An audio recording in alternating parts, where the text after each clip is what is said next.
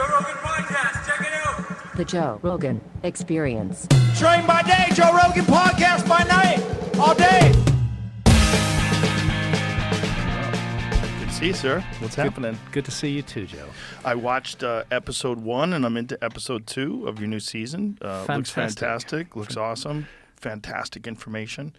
But before we do anything, I think we should probably address what we know now about the debate that you had with Flint Dibble. Yeah. So that was the last time we were here. I appreciate that he came on, and I thought it was going to be an interesting discussion, but it turned out he played fast and loose with the truth, and distorted quite a bit of information that were some key points that you had discussed, one of them being the amount of shipwrecks that were discovered. He greatly inflated the amount of shipwrecks that have been discovered. And then you released a video today that went over a lot of this stuff. And one of the things that went over is the oldest shipwreck that we are currently available. It's about 4,000 years old? About 6,000. 6,000? The Dokos shipwreck. But there's nothing left of the ship. No. And this is what's important. That, what he was trying to say was that it would be preserved by the cold water. That turns out to not be the truth at all. And that these ships that are 6,000 years old, there's nothing left of the actual boat itself. The only thing that's left is pottery and coins and things of the like. Yeah. And especially when you consider the possibility of ships having gone through a cataclysm. Right. It's not likely to, but there's a more central point than that, which really needed to be brought up by the archaeologists in this, which is that archaeology universally accepts that human beings were seafarers as much as 50,000 years ago. And I put the evidence on this into the video. It's not even in dispute. Like the island of Cyprus, the nearest Turkish coast is about 60 kilometers from there. It's always been surrounded by huge deeps. It's always been an island, even at the peak of the sea level, lowest sea level during the Ice Age. Cyprus was always an island. And yet, there's evidence now that it was settled 14,000 years ago, certainly 14,000 to 12,500 years ago. It was settled, in other words, during the Ice Age. And these were large planned migrations. When you're going to migrate to an island, you can't just go 2 or 3 people by accident because you'll become extinct. You have to bring in quite a large population. And they reckon that populations of 1,000 or so were being brought across that water, across the ocean, across the Mediterranean Sea to Cyprus near the end of the last Ice Age. But not a single ship has survived to testify to that. Same with Australia. 50,000 years ago, human beings got there, and even at the lowest sea level, they would have had to cross about 90 kilometers of open water in large numbers. And again, no ships have been found to testify to that, yet archaeologists accept that they got there by ship. So to say that we haven't found any ships from the Ice Age is not really evidence about anything. And if we're finding the oldest ships that we currently are aware of, which is, as you said, about 6,000 years ago, if you tack on another 6,000 years of decay on top of that, what are the odds you're going to find anything? I think the odds are very, very low. Now, if we had that evidence and that information when we were confronting Flint, that would have been a very different conversation. Totally. But the arrogance in which he distributed that fake information was it's disturbing. It sucks when people just want to win and they don't want to get to the truth. It does. And the truth is it's very fascinating. Another thing that was very fascinating that he discussed, I didn't watch your whole video, but it was about seeds. I asked the question, there's a very distinct, noticeable difference between domestic seeds and seeds that are wild. And the difference is the seeds that are wild, they break off easier because it makes sense that it would help them prosper. It would help them be able to spread the seed if it broke off the plant easier. And so they can recognize that. And then when they start using large-scale agriculture, the seeds become more robust and stick to the to the plant because it makes sense that it would, if you're going to harvest all of the plants and then take the seeds off of it, for the plant to prosper, you would want the seeds to be more robust. So there's these changes. And I said, have they ever noticed a domesticated seed going back and having the characteristics of a wild seed? He said no. Yeah. But that's not true That's either. not true either, no. No. It's not. It's not true. And the whole notion of the origins of agriculture, I think archaeology's got a great deal more work to do on that. Often, I'm misrepresented as saying that survivors of my supposed lost civilization would have brought crops with them. I think that's most unlikely in a cataclysmic situation. What they brought with them was the knowledge that crops can be domesticated. And it's precisely during the Younger Dryas that we see that shift from undomesticated to domesticated crops in the archaeological record. And what I'm suggesting is that these were people who had already conquered that problem. They'd already solved that problem. They knew it could be done. And they brought that knowledge with them and shared that knowledge with the people that they took refuge amongst. Because I don't think we're looking at a mass migration. I think we're looking at a few survivors who are taking refuge after a global cataclysm. You know, it's just very unfortunate when you have a debate and one person is an expert and they're not truthful, and it just. I think it's very bad. I think it's very bad for archaeology. It is, because it reinforces all the things that you've been saying. It does. I mean, to be honest, I felt beaten up after that debate. But looking back in retrospect on the whole thing, I think it actually makes the point that we have a very arrogant, very controlling discipline in archaeology, which has established a narrative about the past and which will fight tooth and nail to maintain that narrative, including using dirty tricks. And I think instead of smearing people who talk about the possibility of a lost civilization, or people who even talk about aliens, I think instead of smearing them, archaeology should understand why people are asking those questions. And people are asking those questions because they're not satisfied with what archaeology is offering. It's not providing a nurturing, satisfying resolution to many of the problems that come from the past. And that's what drives me is curiosity about anomalies in the past. I'm often misrepresented as saying that somehow I've proved that a lost civilization existed, and I don't claim to have proved that. What I do say is, join me on this journey. There are mysteries in the past. Let's see if they're explained by archaeology or if they're not explained. And I found quite a number that are not explained by archaeology, and that's particularly to do with astronomical alignments, with traditions that are shared all around the world. It's to do with things that archaeologists by and large don't study.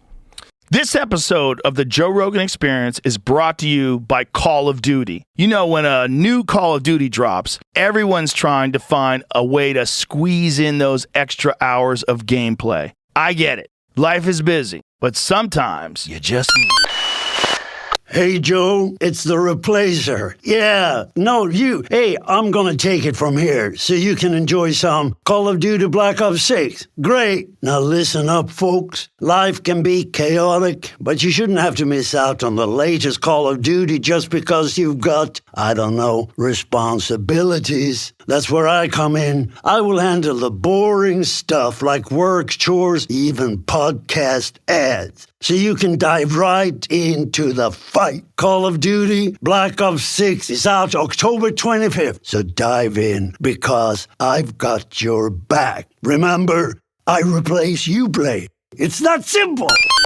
Man, the replacer always gets it done. Seriously though, if you're hooked on Call of Duty, this is your time to jump in. Head over to callofduty.com/BlackOps6 to get in the game. Call of Duty Black Ops 6. Pre-order now. Well, it's also one of the things that's fascinating is just even with conventional archaeology, the dates keep getting pushed further and further back. Further and further back. And this is one of the things, the White Sands, New Mexico stuff that you have on episode 1. That's right. Which is, by the way, White Sands. Have you been there? No, I haven't. What an incredible, looks amazing, ethereal, otherworldly place. And Alamogordo is sitting right in the middle of that. This is where they did the nuclear tests and the trinitite, which was created there. And there's gypsum sand. It's not normal. It's just the most amazing place. And there, yes, they found human footprints dated back more than 23,000 years. What do they think that environment was like 22,000 years ago? Well, it would still have been like that. It would have been gypsum dunes then in that place. Otherwise, gypsum dunes. They wouldn't have left the footprints. I'm not exactly sure why the gypsum is there, but there it is. Is that the same stuff they use for like gypsum board for construction? I reckon so, yeah. Wow. Yeah. It's a very fine, very white sand, and it just goes on forever. And the dunes are sculpted and massive and huge. And we had an amazing time there. So it looked incredible. So they found footprints there, and these are absolutely human footprints. And there's not just a few of them; there's thousands of them. There's thousands of them. And what's amazing when you actually see the footprints is you can see the interactions between the human beings and animals. You can see that somebody is reacting to a giant sloth which has suddenly turned around, and the person who's behind it suddenly turns around as well. Wow. There's mammoth footprints overlaying human footprints, and then human footprints overlaying those. Wow. And it goes down for meters under the ground. So you have a very deep stratification of these impressions that have been left behind by our ancestors and by animals that are now completely extinct. Mammoths and mastodons went extinct during the Younger Dryas, but there are their footprints from 23,000 years ago, side by side with the footprints of human beings. It's very intimate to see a footprint, to see those 5 toes, to see the heel mark, to see sometimes a child walking beside a mother. That's there in the record as well. Wow. It's quite something special, and it opens the door. Archaeology has been very reluctant to accept a much older peopling of the Americas than previously was held. It was held for a long time, that it was about 13,000 years ago.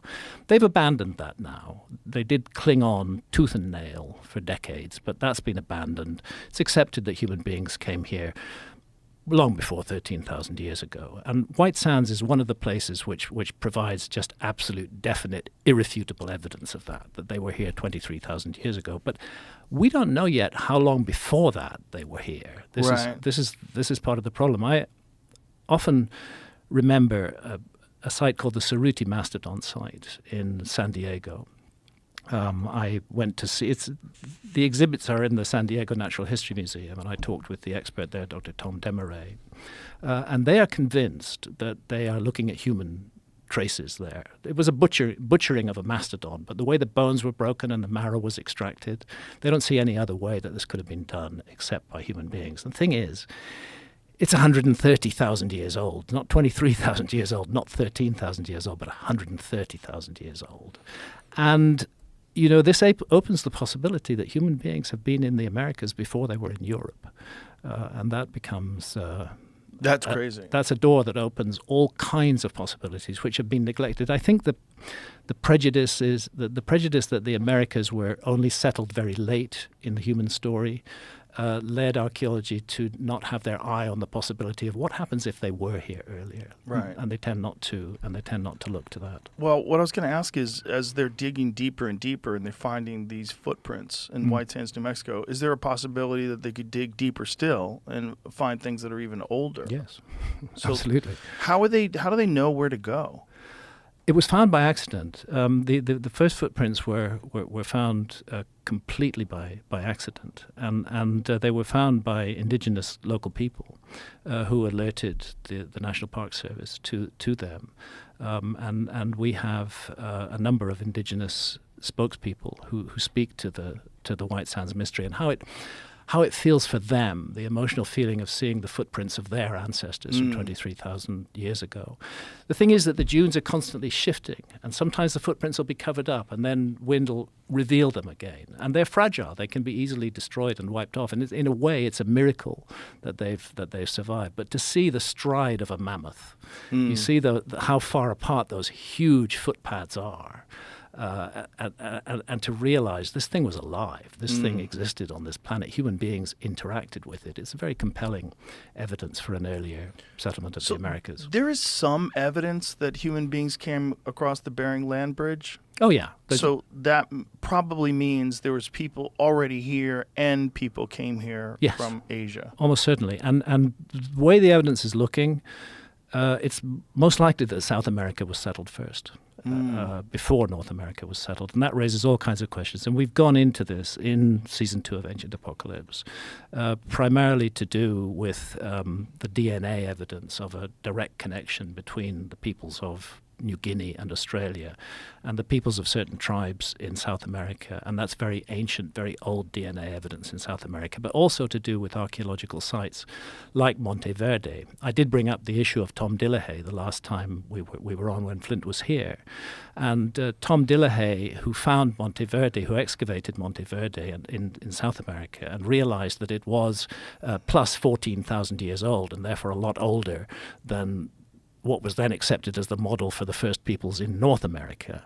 When he put that idea forward, he was eviscerated by his colleagues in archaeology. It took them a decade to come round to accepting that actually he was right. And there are many other sites in South America going back 30+ thousand years. They're all controversial because they conflict with an existing model. But I think instead of clinging on to existing models, I think it's one of the problems with archaeology, is this territoriality, this kind of control of the past. I think instead of doing that, it would be nicer if archaeology was a little bit more welcoming, a little bit more open to new and different ideas. Unfortunately, that's just the thing when people are supposed experts in a subject and someone comes along that's also been studying it, but from an untraditional perspective. Yeah. People reject that. I've come to the point, and I'm going to say some strong words here. Get crazy, Graham Hancock. I've come to the point where I believe that some archaeologists, not all of them, this problem is with a small number of archaeologists, but they're extremely vocal. I think what we're looking at is a kind of abuse of power.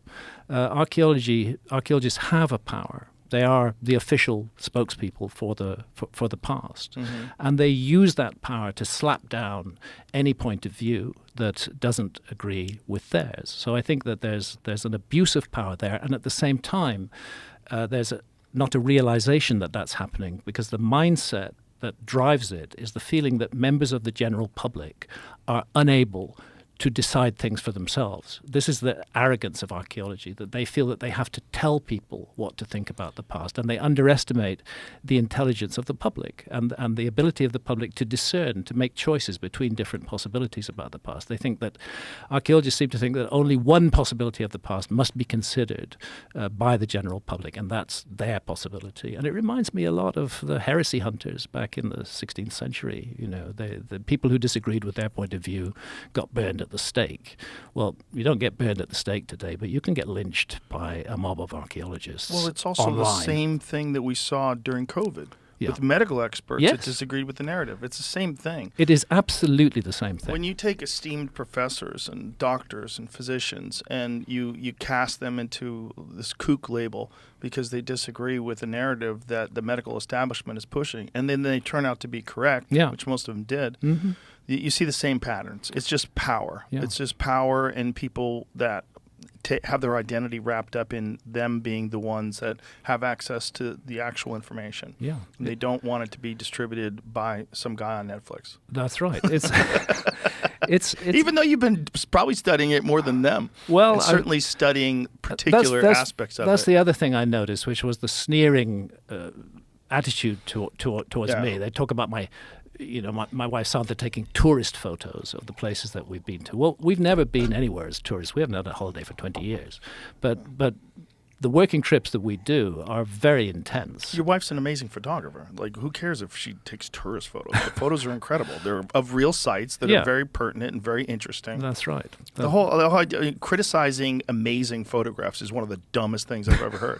Like, why would you criticize amazing photographs of ruins that are perplexing? Yeah. I know. How could you? But it's how could you find even an area where you want people to agree with you? It's part of this desperate search to say we archaeologists know everything, and we must discredit in any way we can anybody who has anything opposite to say. It's an unfortunate human characteristic.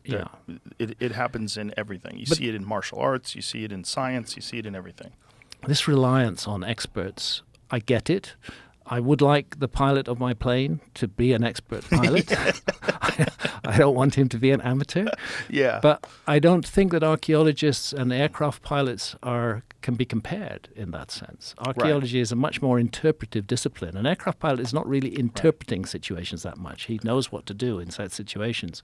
Archaeologists are interpreting the past, and yet they seem to get very upset by other interpretations of the past that are offered that don't agree with theirs. And this this is the problem of expertise in our society. Yes, expertise is very important. It's incredibly useful, but we should not place all our faith and trust in experts. Right. We need to liberate our own consciousness and freely think about things and make our own decisions about things and resist absolutely being told what to think.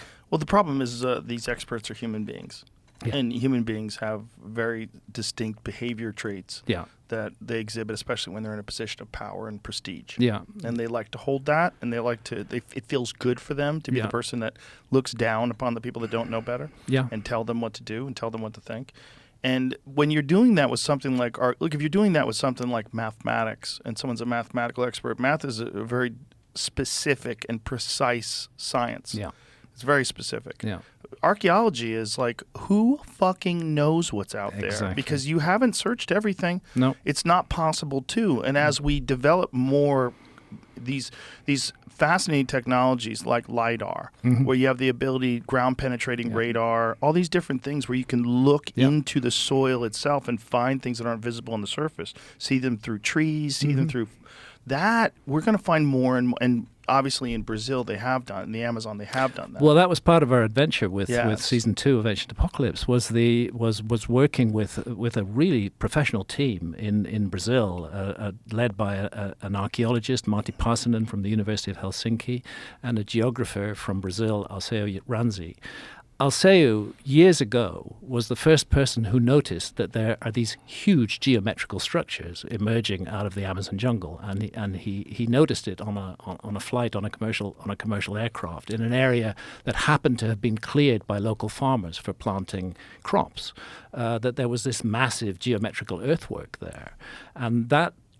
He actually coined the term geoglyphs for these because he compared them in some ways with the Nazca lines, which again are really only visible from the air. You get suddenly the massive scope and extent of these things, and it's same with the geoglyphs in the Amazon.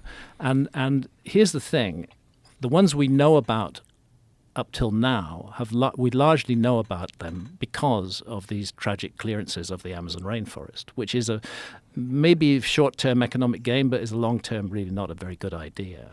But now with LiDAR, it's possible to find these things without damaging any rainforest at all. And we had a LiDAR expert with us, and you can fly LiDAR off a drone now. That's amazing. Yeah, it's incredible. It's a pretty hefty drone, but they can fly anywhere. And we found, I say we, it was actually the LiDAR expert who found. He found you can see the edge of the rainforest where the clearances stop and the rainforest hasn't yet been interfered with. And then he flies over there, and within a matter of hours, he's found multiple more of these structures, several. That are deep in the rainforest. Covered completely. And LiDAR allows him to see through the canopy and to see what's underneath it without damaging it. And there are these huge earthworks. And this raises the question, how much more is there in the Amazon to find, especially which even the archaeologists who are most reluctant are now willing to accept that the Amazon had a huge population before the Spanish conquest. It's so wild. That's such a shift. Millions, cities. Yeah. A whole different way of life, a whole different kind of civilization from the one that we have today, one that lived in a man-made garden, which is what the Amazon really and truly is, and lived in harmony with that. That's an interesting thing, too. We've talked about that before, but for people who've never heard those other podcasts, they've determined that the Amazon rainforest is at least partially man-made. Definitely. They've determined that because of the preponderance of trees that serve human needs. They call them hyperdominant, and things like Brazil nut trees, which are providing food for human beings, are in massive dominance in relation to trees that aren't useful to human beings.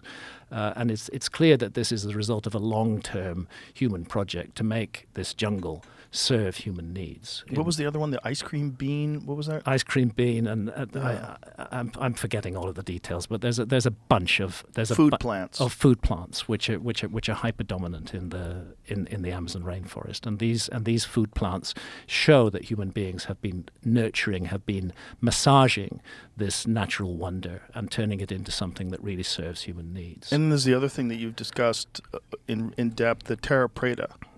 This man-made, incredibly rich, nutrient-dense soil that they can grow incredible agriculture off of, that we really to this day don't know how they created. It's a mystery. Again, it was a great privilege to have the opportunity to stand in a pit of terra preta that is being excavated, to get down 15 feet into that. Can they recreate it once they get it? It appears that but indigenous communities in the Amazon are still doing this. They're still doing it, mixing all kind of refuse and waste together and enriching the soil with it. So it's not stopped. Terra preta is still being made, but most of it is very old, and the oldest that they found so far is about 8,000 years old. So it's just large-scale regenerative agriculture using some old lost method. Yeah, that's right. And making, see, a rainforest, even when you choose trees that are going to serve human needs, it's not enough. You do need to be able to plant in the rainforest. And that is what terra preta has allowed people to do. Rainforest soils are not particularly fertile by nature. So it's these spots of fertility all over the Amazon. And we went into that mystery quite a bit in one of the episodes. It's so interesting, especially when you consider the stories like the Lost City of Z, which they turned into an interesting film. Yeah. But the book details these records of these incredible cities that these people had visited a long time ago. And then when they tried to go back, there was nothing there. Yeah. Because everybody had died off because of European diseases, probably. That's exactly what happened. Yeah. But those cities were just consumed by the jungle. Yeah. And much like Detroit, if you go to Detroit now, you could see there's a bunch of neighborhoods in Detroit that are essentially abandoned, and trees are growing right through the houses. And the houses are, that's just a few decades ago. Yeah. And the houses are almost gone in some ways. And if you went back 200 years ago, there'd probably be nothing left of them. And this is probably exactly what happened in the Amazon, except the trees just consume the landscape because it's such an incredible, dense rainforest that things grow so quickly there. That's what happened. Before the Lost City of Z, we have this very interesting report, and I have mentioned it to you before in previous episode. The expedition of Gaspar de Carvajal and his chronicler Francisco de Orellana, which was an accidental expedition. They were just going hunting in a longboat, but the Amazon took them and wouldn't let them go back. And they traveled 4,000 miles across South America and ended up they started on the Pacific side and ended up in the Atlantic Ocean. Wow. And that's in the 1550s, 1560s. And they report seeing enormous, thriving, prosperous cities, highly civilized with advanced arts and crafts. Wow. And they were not believed because 100 years later, when other Spaniards made that voyage and went into the Amazon, they couldn't find the cities. And the reason they couldn't find them is precisely the reason that you give, which is that the jungle had eaten those cities because the human population had been wiped out by disease brought by the Spaniards. The Spaniards didn't have to have direct contact with those indigenous peoples in the middle of the Amazon. The diseases just jumped from population to population and just killed everybody. It's so wild that happens. It's so crazy when most people probably aren't even aware.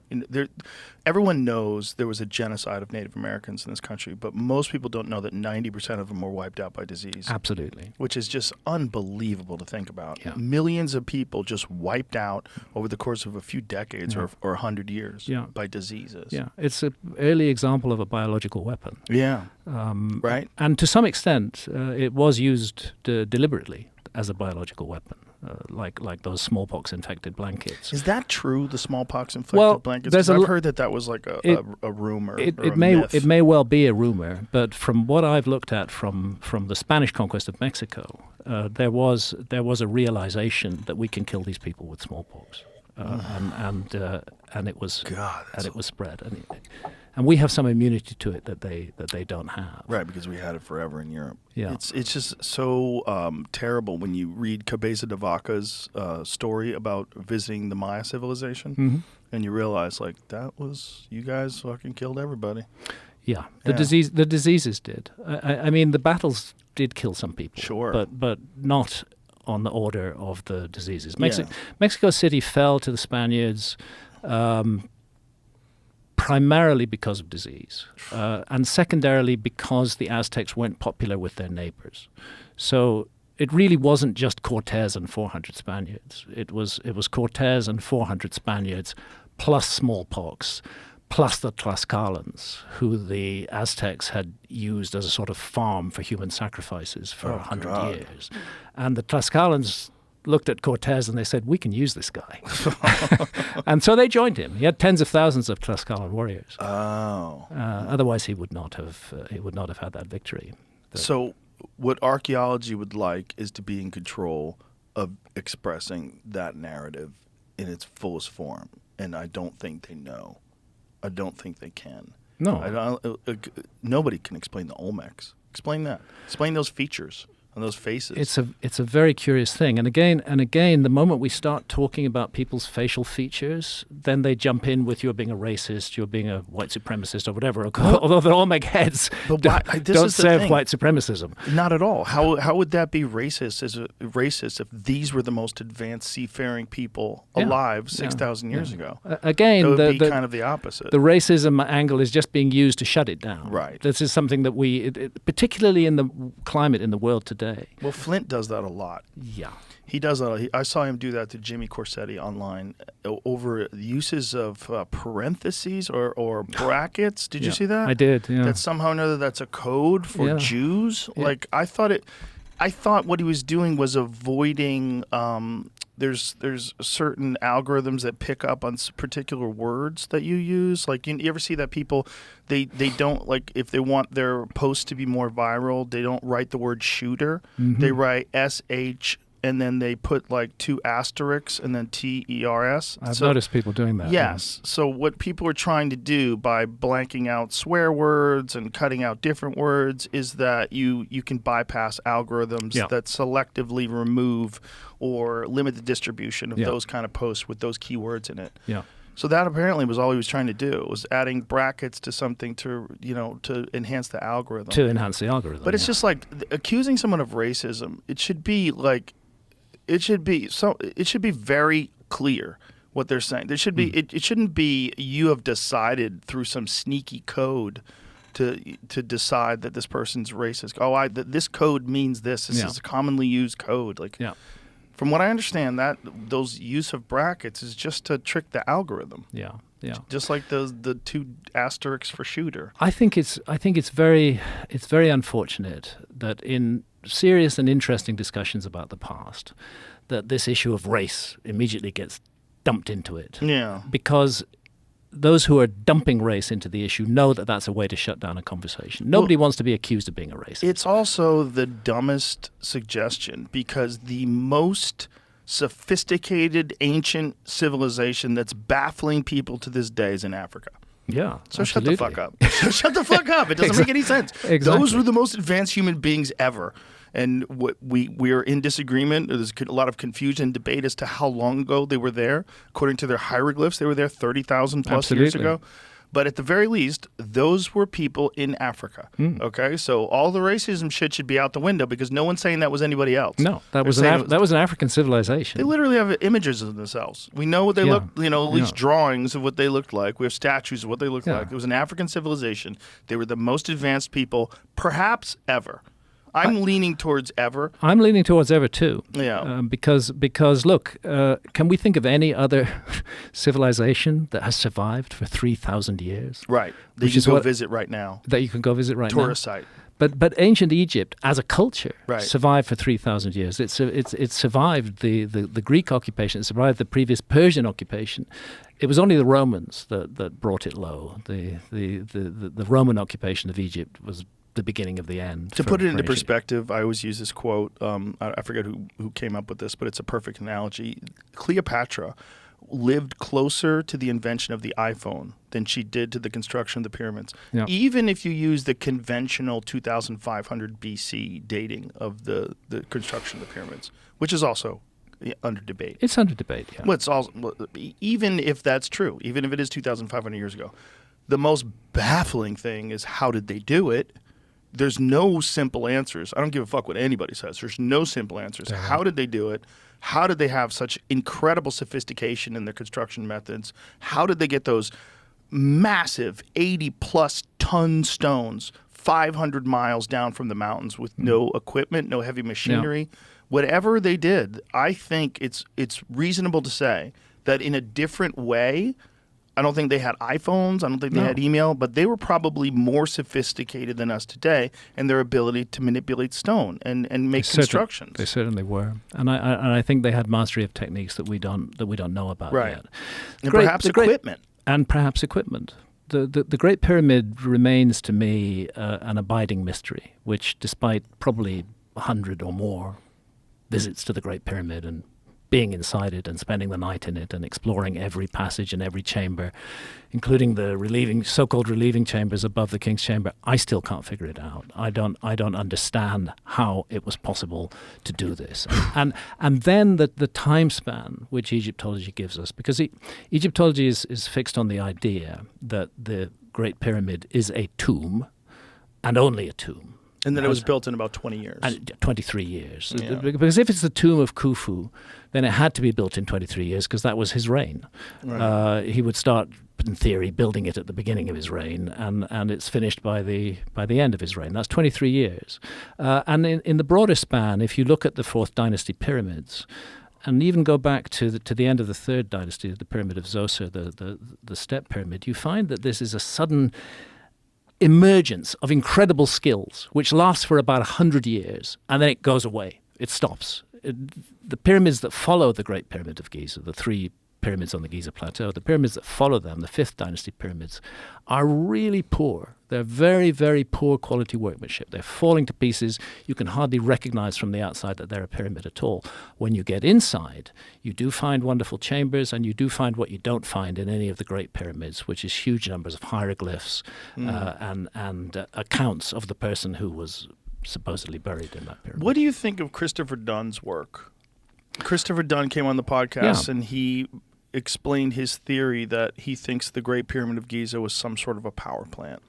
I think it's a theory which deserves to be taken seriously along with other theories as to what it is. One thing I know for sure is that the theory that it was just a tomb and nothing else is bust. That is not a satisfactory theory anymore. So we should be open to a number of possibilities. And Chris comes to this from a background of machine tool making. He's a very precise guy. He's an engineer. He understands this kind of thing. And when he looks at particularly at Saqqara, you have this thing called the Serapeum, which is an underground labyrinth. And it's got wide corridors through it, and then off each side are rooms. And in each room are these gigantic basalt boxes, which appear to have held the corpses of bulls. They're like sarcophagi for human beings, but they're on an enormous, gigantic scale, weighing hundreds of tons and cut out of the hardest possible rock, precisely engineered. Everything is exact. And it's that, amongst other things, that is attracting Chris's attention to the possibility of a lost technology in ancient Egypt. And then he asked himself the question, well, what was the Great Pyramid? If it wasn't a tomb, what might it have been? And he's come to the solution that it was some kind of energy generator, some kind of power plant. And using chemicals and creating hydrogen. And oddly enough, there's just a recently published archaeological paper concerning the Step Pyramid at Saqqara, which is suggesting that they used hydraulics to lift the big stones up inside there, and that begins to come close to the kind of technology in some ways that Chris is talking about. I think it's worth taking very seriously. I've always had great respect for Chris. I've traveled to Egypt with him, and I think he's done very important work contributing to this, and also looking at the stone vases from ancient Egypt. I remember the first time I was drawn to this mystery, which was... You gave us one of them. This is a 3D print of That's one. a 3D print of one of those. This is a 3D print of an actual stone vase. Yep. And it might be not that exciting to people, like, oh, what's the big deal? What the big deal is the precision in which this was constructed with handles on it. So it couldn't have been spun on a lathe. Nope. Because it has these 2 handles that are also cut out of the stone. Yeah. And everything is precise to within thousands of a human hair. Yeah. Which is bananas. Yeah, it doesn't make sense given what we are taught was the level of technology of Egypt at that time. Now, there is some dispute of where these came from. Mm-hmm. There is some dispute about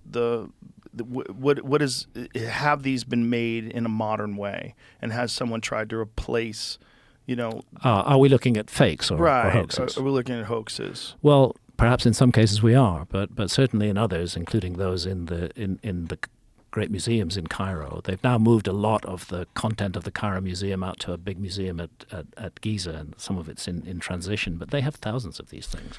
The thing is, like, even if this was modern technology, we don't know what they did. No.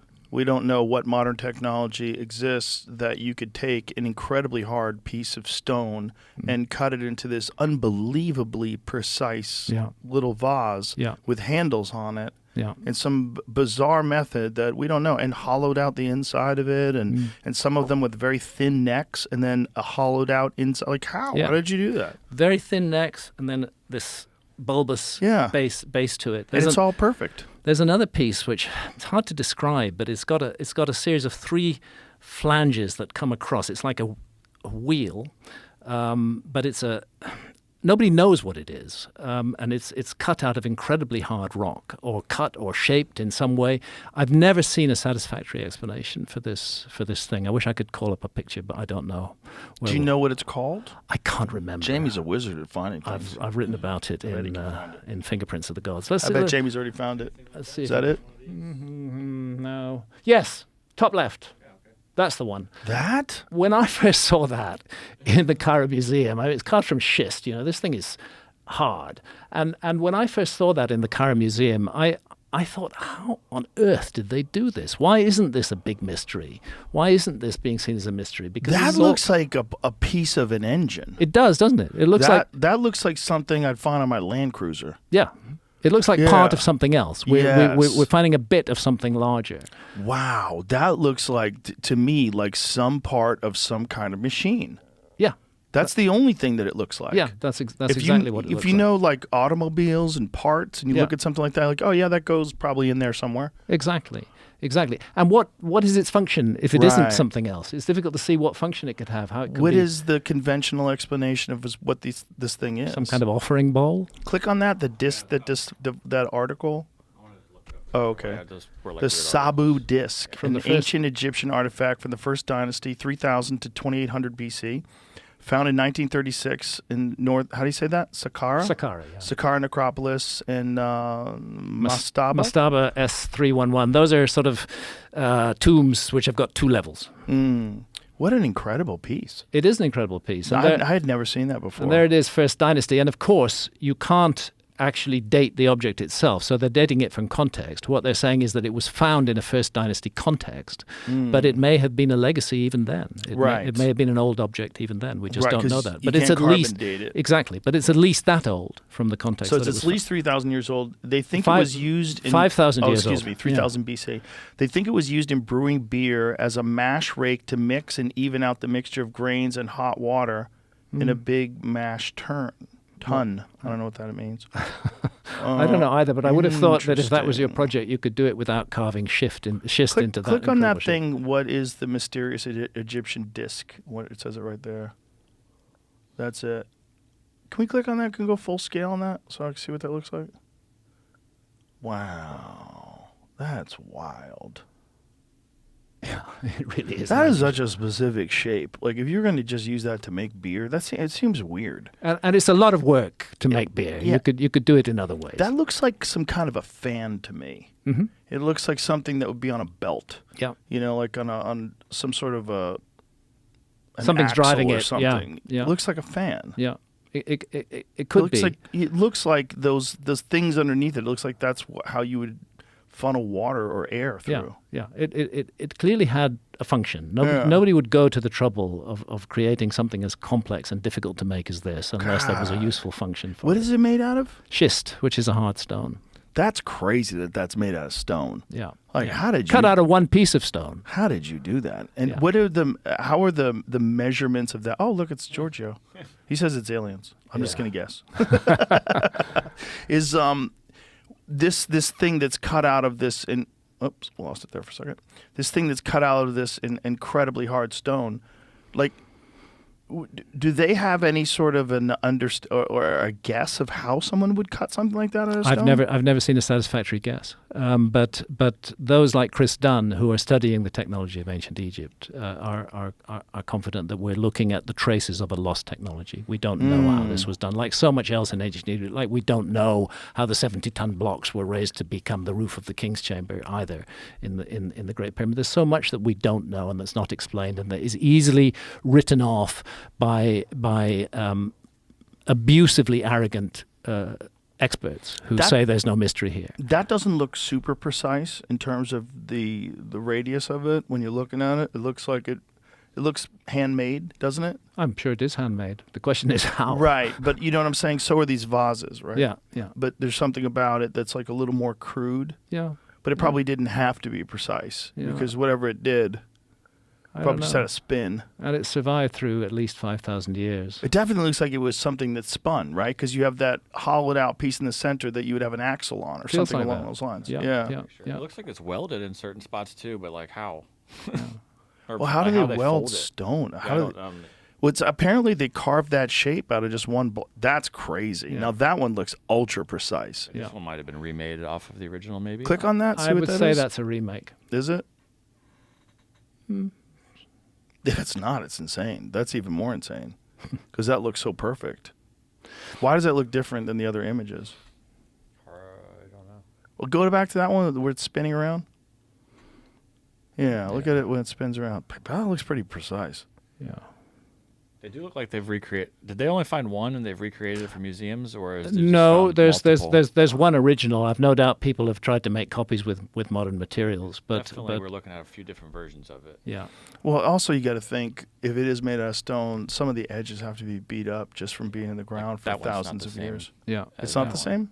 Nah. You sure it's not just a It just different looks all lighting? beat up, like the Right. red. It's It not does. smooth. The other one was smooth. Right, that's right. smooth. That does look like a recreation, doesn't Yeah, it? it is. I think that we're looking at a recreation there. Okay, but whatever it is, The thing is, where you come to this, there's thousands of objects that defy explanation. what are from those, ancient Jamie? Egypt. Put that back up.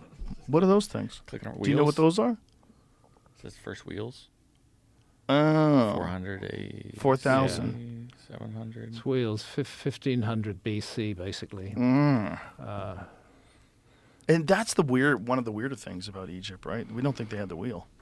No, they definitely had the wheel. They definitely Whether did? they had the wheel in the Old Kingdom Right. But is that's- another question. But certainly by the New Kingdom, by the time of Ramesses, they had wheels, they had chariots. Yeah. But I yeah. mean, the people that built the pyramids, that 2,500 BC is not, like, when do they think the wheel was invented? Well, it's actually not clear to me when the wheel was invented. Let's see what I thought the conventional guess of when the invention of the wheel was post the construction of the pyramids. I believe that's the case. Yeah. But one of the things about wheel is you have to ask yourself, in what circumstances, in what places, in what conditions are wheels useful?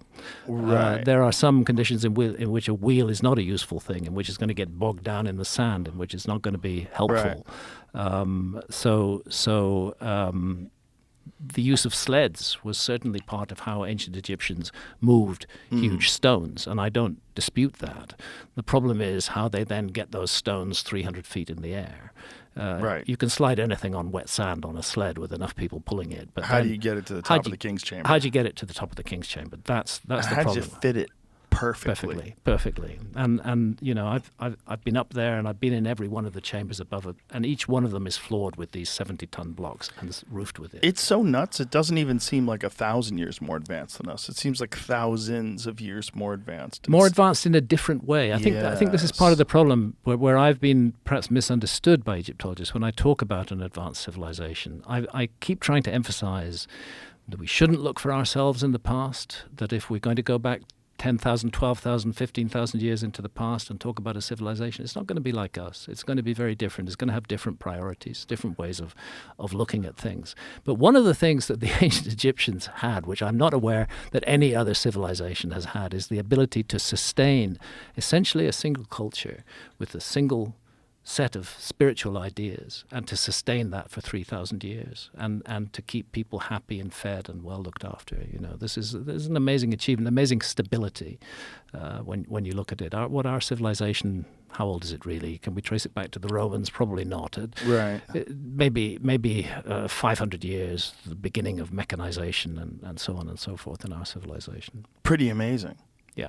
If you think about it, just there's so many mysteries to it. For anybody to pretend that they have all the answers to something as perplexing as Egypt, I think nuts. this is an area where I often get criticized, but I think when we look at a civilization and what it is and what it's achieving and why it's so special, when we look at our civilization today, we are fantastic at technology. We are brilliant at science. We can make the best possible machines.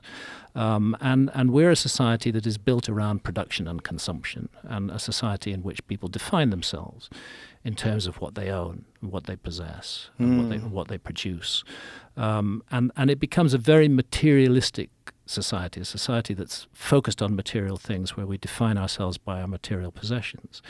Ancient Egypt had a totally different focus. Yeah, they were great at making material things, but that was secondary. Their main thing was, what are we here for? Why are we living this life? What happens to us when we die? They investigated that mystery more deeply than any other culture that I know of, and they were doing so right from the beginning of records. And they in were Egypt. documenting this journey to the afterlife. Absolutely. In hieroglyphs, and it's like, what were you documenting? Like, how do you know? Like, what were you trying? How did everyone agree on this particular myth or this story? Unless there was some experience being brought to bear in it. It's one of the things that we point out in season 2 is that the ancient Egyptian notion of a leap to the sky after death, to the Milky Way, of a journey along the Milky Way, of encountering challenges and dangers and risks there, monsters that would block your path, gates that you had to know the password to get through. That idea is found all over the world. The path of souls. It's found all over the Americas. That What do you think that they're trying to say? Well, I think first of all, it's evidence of a remote common origin of this idea. It's when it's found amongst cultures all around the world that apparently had no contact with one another and are often separated by hundreds or thousands of years. The same idea is found about what happens to us after death. The only reasonable explanation I can come up with is that they've all inherited this idea and then developed it in their own ways from a remote common source. And that's one of the main reasons that I'm curious about the possibility of a lost civilization, that these spiritual ideas are found all around the world. And they involve the journey of the soul after death. And a leap to the heavens. And sometimes it's called an underworld, but really it's set in the sky. And this journey that takes place, where you are judged on what you've done with your life. This is something else that we avoid in the world today, is taking responsibility for our own lives. The ancient Egyptians required you to take responsibility for your life. And if you did not do so, the outcome after death would not be good. You had to celebrate the gift of life. You had to realize the incredible gift that you had been given. And one of the opportunities of that gift is the opportunity to accumulate wisdom. And that's one of the things, hopefully, that we all do as we get older, is get a bit more wisdom and a bit more understanding. But in the case of ancient Egypt, that idea is developed over 3,000 years, and it's essentially the same at the beginning as it is at the end. That the soul, that death is not the end. This is the conclusion of a society that put its best minds at work for 3,000 years on this problem. The death is not the end. We may think it is. Scientists may tell us it is. But when a scientist says death is the end, there's nothing more, we're just physical bodies, and when the light goes out, it goes out forever, that's actually not a scientific fact. That's not something that's been investigated or can be investigated. Consciousness itself is so confusing. Just consciousness, just like, what is it? Why are we conscious? What is it local, or are we tuning into consciousness? And when you die, where's that go? Where's that energy go? Is a soul a real thing? Like, what is the essence of life? What is the essence of human life and human consciousness? Those are perplexing questions. They're very perplexing questions, which actually are of great significance to every one of us.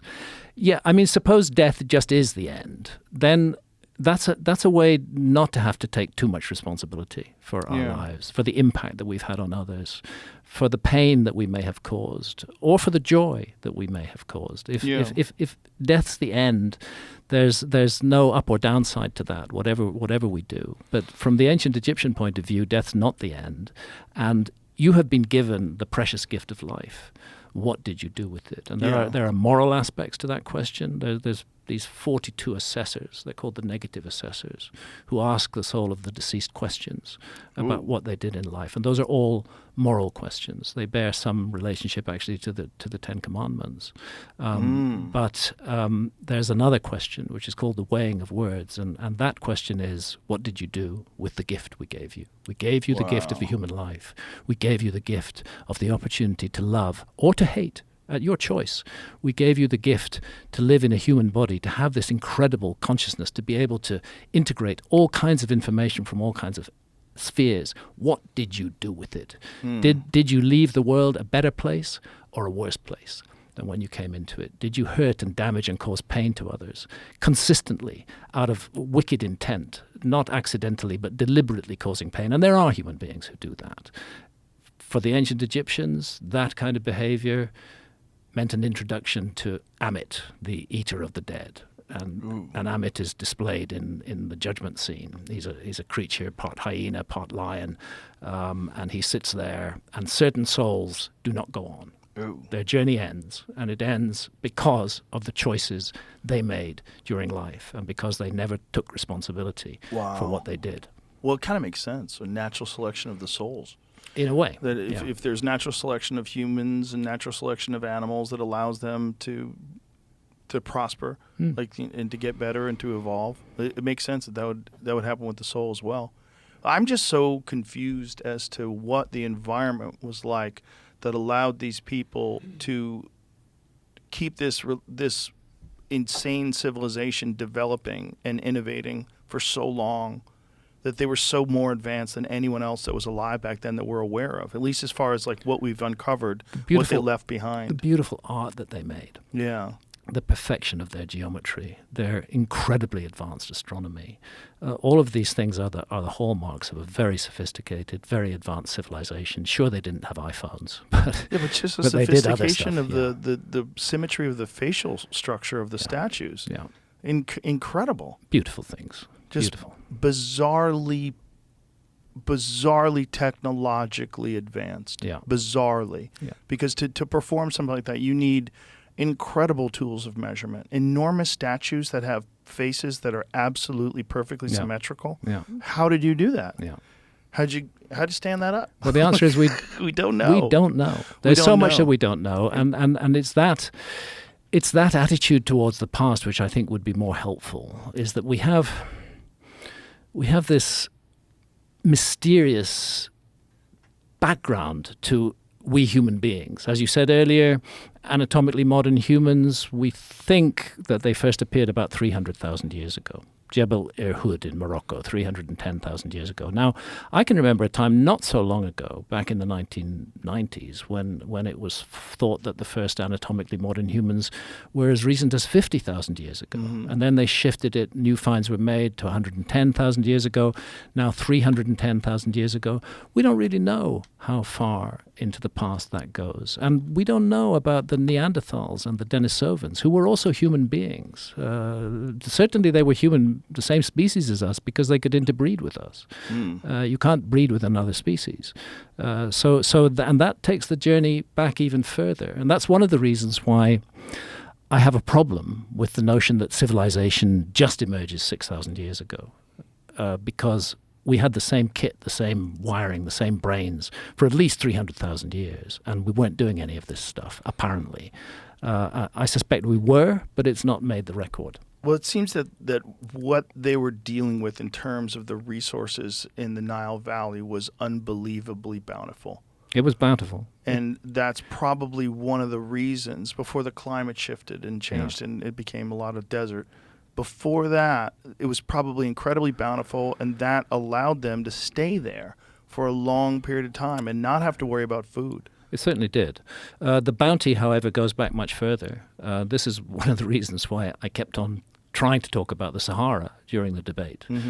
This vast area, which frankly has not been studied properly by archaeology at all. Hardly a fraction of it has been studied. This vast area, I'm often accused of creating what they call a God of the gaps argument. I'm saying you haven't looked enough in the Sahara. You haven't looked enough in the submerged continental shelves. You haven't looked enough in the Amazon rainforest. And the argument is that I'm trying to put my lost civilization into these gaps. But these are very special gaps. The submerged continental shelves were prime real estate during the Ice Age. That was the place to be, just as it is today, to be near coastlines. The Amazon rainforest was a bountiful place, and the Sahara Desert was green and rich for thousands of years during the Ice Age, with lakes, with rivers. It was the kind of place where a civilization might well have emerged. They find whale bones. Whale bones, there. yeah. Whales. Yeah. So anybody who doesn't think there's a mystery in the Sahara Desert, yeah, and anybody who really tries to dismiss the notion that most of it hasn't been really excavated, but it really hasn't been. No, it hasn't. It's too vast. It's too vast, and it's too expensive to excavate. And the excavation, like, you would have to. You're dealing with a place where how many people even live there? Nobody knows, because it's not been investigated properly. It's a desert.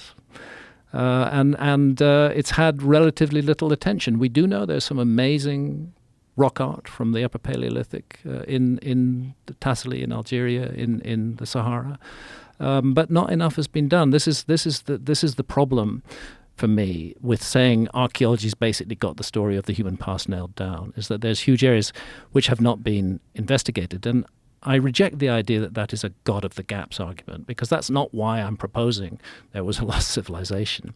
And that's all I'm doing. I'm not insisting, I'm not demanding that people believe me. I just want to inject this idea into the discussion so that it can be considered. When taken out of context was a little clip where you asked me during the debate, is there any evidence for your lost civilization in what they've found? And I said, in what they found, no. And then I went on to say, but that brings us to the point of what they've looked for and what they've not looked for, what they've found and what they've not found. That has been taken again and again as me saying that there's no evidence for my lost civilization, whereas what I'm actually saying is there's no evidence in what archaeologists have studied for a lost civilization, because I'm not studying what archaeologists study. I am very happy to use material from archaeologists, and I could not do what I do if I didn't use material from archaeologists. It's a very important basis to my work. However, it's the astronomy, it's the astronomical alignments, it's the precision of the Great Pyramid, it's the myths of a global flood all around the world. It's a universal story of a massive cataclysm with a few survivors who bring their knowledge to others. This is one of the reasons why I think the Atlantis story, which Flint Dibble is so opposed to, deserves to be taken seriously, because it's part of a global tradition. It's yet another flood myth, in fact. It's the story, it's just like those 150 or 200 other flood traditions that come from around the world. And it's not enough for archaeologists to say, oh, people experienced a little local river flood, or there was a tidal wave that day, and so they decided that the whole world was submerged with water. That doesn't satisfy me at all. The fact that this is found all around the world, to me, is a memory of something that happened to our ancestors, something so traumatic, something so huge that it's been preserved better than almost anything else from our past. What is your take on the Reichart structure? Am I saying it right? Reichart structure, Mauritania. I would not like to say one way or the other because I've not been there. I've not had boots on the ground there. I've not been able to look at it. Yes, it's very intriguing. Very. Also the salt all around it. Yeah. Where it shows that at one point in time it was probably submerged, like something happened. Probably was, but you might have to go back many millions of years to get to that point. The honest answer to that question is I don't know. I'm open-minded on the Rishat structure. It's something that I would like to study, but I have not had time to yet. In future work, it's something that I may study, and after studying it, I may come to the conclusion that it's just a remarkable natural phenomenon, of which there are many, or I may come to a different conclusion. It depends what the evidence shows me, but I try not to spout off on things that I'm not personally acquainted with and don't really know about. Well, good for you. I like to spout off. It's also like there's so many of those things that people thought were myth, like Troy. Yeah. And they find it. And found by an amateur. Turns out to be a real place. I think the myths are the memory banks of our species, and I don't think archaeology takes them seriously enough. There's a tendency to just dismiss them as fantasies, as things that were made up by the ancients for some bizarre reason of their own. But they're the memories we have from the time before writing, from the time before documents were kept, and they're a precious resource in understanding our past. So it's things like that. And then at the end of the day, to twist what I said, that in what archaeologists have studied, there's no evidence for my lost civilization, is completely wrong. Because I've written thousands of pages of books. This is one of the issues. Like in that debate, I was supposed to prove everything about a lost civilization. I didn't even come here to prove it. I came here to explain why I'm interested in it and why I want to share my interest and my curiosity about the past with others. But if I'm asked to prove it, I would say don't refer to what I managed to say during a 3-hour debate. I'd say refer to the 8 or so major books that I've written with thousands of pages and thousands of documented footnotes. That's where my argument is in place. And you'll find that argument is not based on what archaeologists have studied. It's based precisely on what they've not studied about the past. Well, regardless of the argument that Flint tried to put forth, that there's no evidence of what you're saying, the exaggeration of the shipwrecks, the stuff about seeds. The fact is this resonates with a lot of people. This mystery is perplexing, it's confusing, and there's a lot of it out there. It's not like one site like Egypt. There's a ton of sites. Yeah. The Sage Wall in Montana. What do you think of that thing? Again, I will withhold judgment until I have my boots on the ground there and have a look at it. And even then, that might not be enough. I do know that the property owners there are doing a lot of ground-penetrating radar, and there may be results from that. But at the moment, I would not say that's definitely a man-made structure, nor would I say that's definitely a natural structure. I would say that's an intriguing structure, but it is in a geological context where other things like that are found. If I were asked to put money on it, there it is. Yeah. Boy, that looks. I mean, it really is hard. It is hard to resist the conclusion. I mean, it's super hard to resist the idea that that's man-made, and especially if it goes deeper under the ground. And they think it does. They think it goes. Oh, it does. It goes deeper. That's what the ground-penetrating radar. How far? Is about 30 feet. 30 feet.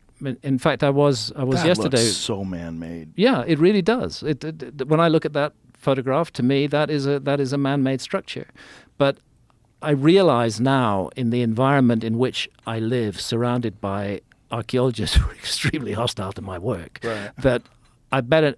It's not in my interests to leap to a conclusion about anything. Of course. Before I've studied it, and I do intend to go to Sage Wall. I was yesterday with Michael Collins, who's the guy who's done a lot of the videography on Sage Wall. He doesn't know whether it's natural or man-made either. More work needs to be done, but it's an intriguing issue, and it may be part of the lost history of the Americas. We just don't know yet. What's crazy is if that is, how old is that thing? How old is it? Who knows? Yeah, who knows? And if you're talking about footprints of people that lived 22,000 years ago. Yeah. Like, what were they making things? Like, what? Yeah. What was going on? Did they build something like that? Yeah. Or even earlier. Right. Even earlier. Is it part of the lost story of the Americas? There's so much that's been lost, particularly in North America, with the massive destruction that took place during the 19th and 18th and early 20th century. It's reckoned that there were 1 million mound sites in North America, if you go back to 1500. There's about 100,000 left, which is a lot, actually. But most of them are massively destroyed, and the other 900,000 have gone, just plowed under, turned into farmland. And how much else of the prehistory of North America has been lost as a result of a process where first of all there was a conviction that the indigenous inhabitants had only been here for a very short time, whereas we now know they've been here for a very long time. And secondly, there was a propagandistic desire not to give too much credit to them. So let's get rid of some of their stuff. Wow. I was very disappointed when we were shooting season 2 of Ancient Apocalypse that we were not allowed by the authorities to film in Cahokia, which is one of the great mounds that still survive, because they've been told that I'm a pseudo-archaeologist and that I'm going to mislead the public if I go there. So the best way is just to stop me going there. We tried to film in Moundville in Alabama as well, and again we were denied permission to film there. There's no doubt that archaeology has joined ranks to do their best to prevent me doing what I do. That's so awful, to deny anyone the ability to, especially we're going to put something like this on Netflix where millions of people are going to see it. Deny people the access through video of experiencing this site and the mystery that's attached to it. Like, who are these people? Why did they build this? What artifacts haven't been discovered that are inside of this thing? And here's what archaeologists say. Here's an alternative point of view. Yeah. You're an intelligent member of the public. Make up your own mind. You're being reasonable. That's outrageous. It's a most unfortunate thing. Well, it's not unfortunate that there's a lot of people that are interested in it, though. More and more. Yeah. It's a fascinating phenomenon. I do see it as an extension of our interest in our own genetic origins, for example. A lot of people, I haven't done it yet, but I'm kind of keen to do 23andMe or whatever it's called. I wouldn't do it. No. Not now. No, they sell your data away. They'll sell your data. Now someone's going to know your exact DNA. Yeah. The whole thing's nuts. Like, I didn't know that they could do that, but apparently they have. Not only that, databases get breached and they find your information. My eldest son, who is half Somali and half English, had his DNA done with 23andMe. And he found what it showed was that he's 50% African and 49% British and 1% Spanish. Oh. And we tried to figure that out. And the answer is that my ancestors came from Cornwall in the southwest of England. And that's where the Spanish Armada washed up. And the survivors of the Spanish Armada washed up and then integrated with the local community and contributed their genes. So, there is an interest in the past. There's an interest in our personal past, our personal origins, our ancestors, who we are, and there's a much broader interest in the story of humanity that has brought us to where we are today. And this haunting feeling that something's missing and that we have a civilization today. I often would like to compare it to a sort of furious, in terms of the level of consciousness, our civilization today is like a furious, petulant teenager. But in terms of what it can do, in terms of the destructive power of nuclear weapons, it's a god. So we have godlike powers with the consciousness of an immature teenager. That's what we're looking at in the world today. And maybe by understanding our past better, by understanding our unity that comes down from the past, maybe we can learn something that would be helpful to us in not carrying on in this way, because we do live at an inflection point just now. This is one thing I'm pretty sure that, quote unquote, my lost civilization didn't have, and that was nuclear weapons. But we have nukes today, and we have them in an enormous scale. And behind each of those nukes is a fragile human being with his own or her own ego and complexes and fears and paranoia. And we're reaching a point where those buttons are going to be pressed. We are, as far as I know, the first human civilization that has the capacity to actually wipe itself out completely. We don't need a comet impact. We don't need a solar outburst. We can do it to ourselves. And that requires humanity to make a major step forward in consciousness. And I think making that major step forward in consciousness will be helped by better understanding our own past. I agree. I mean, it's just disturbing how many times we can travel to ancient places like Greece or any place where you go to Rome and realize, oh, there's a thriving civilization here at one point. And You were in Greece now it's recently. gone. Yeah, with Brian. You went with Brian Morarescu. Morarescu. Yeah. Fascinating. Brilliant Amazing. guy. Brilliant guy. Yeah. But what a treat it is to have a tour of the Parthenon, the Acropolis with him. Yeah. And, we went to see the site of the Eleusinian Mysteries and all that. It was very, very, very interesting, but just also sobering because you realize, like, this civilization did not make it. This insane, fascinating, complex civilization crumbled. Yeah. And the idea that ours can't is one that we kind of hold dear. Like, we're different. We got to figure it out. We're better.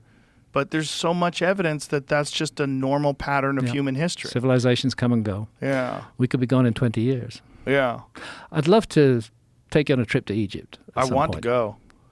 I'll tell you about an idea that was brought to me after the show. I can't talk about it now. Yeah. I'll tell you. I've made friends with Zahi Hawass. I heard. He's a very interesting You guys are man. homies now. Yeah, we're homies. we had a nice dinner together, and it's partly because who needs more enemies and hatred in this world? Exactly. And I said some very cruel and harsh things to Zahi in the past, and I felt the time had come to apologize for those. So I went to Egypt to apologize to him. Really? And we had a fantastic dinner together. His son joined us. Santha was there. It was very friendly and very positive. And I love stories like that. And, we've agreed that we will, if by chance we get a season 3 of Ancient Apocalypse, which we may or may not get. I'm not in control of commissioning decisions at Netflix, but if we get a season 3 of Ancient Apocalypse, I would like it to be entirely on Egypt. And what I would like is for Zahi to confront me on every point as we go through Egypt. Whatever one says about Zahi's explosive personality, he's been immersed in ancient Egyptian Egyptology for his whole life. Yeah. And he has very strong points of view on it.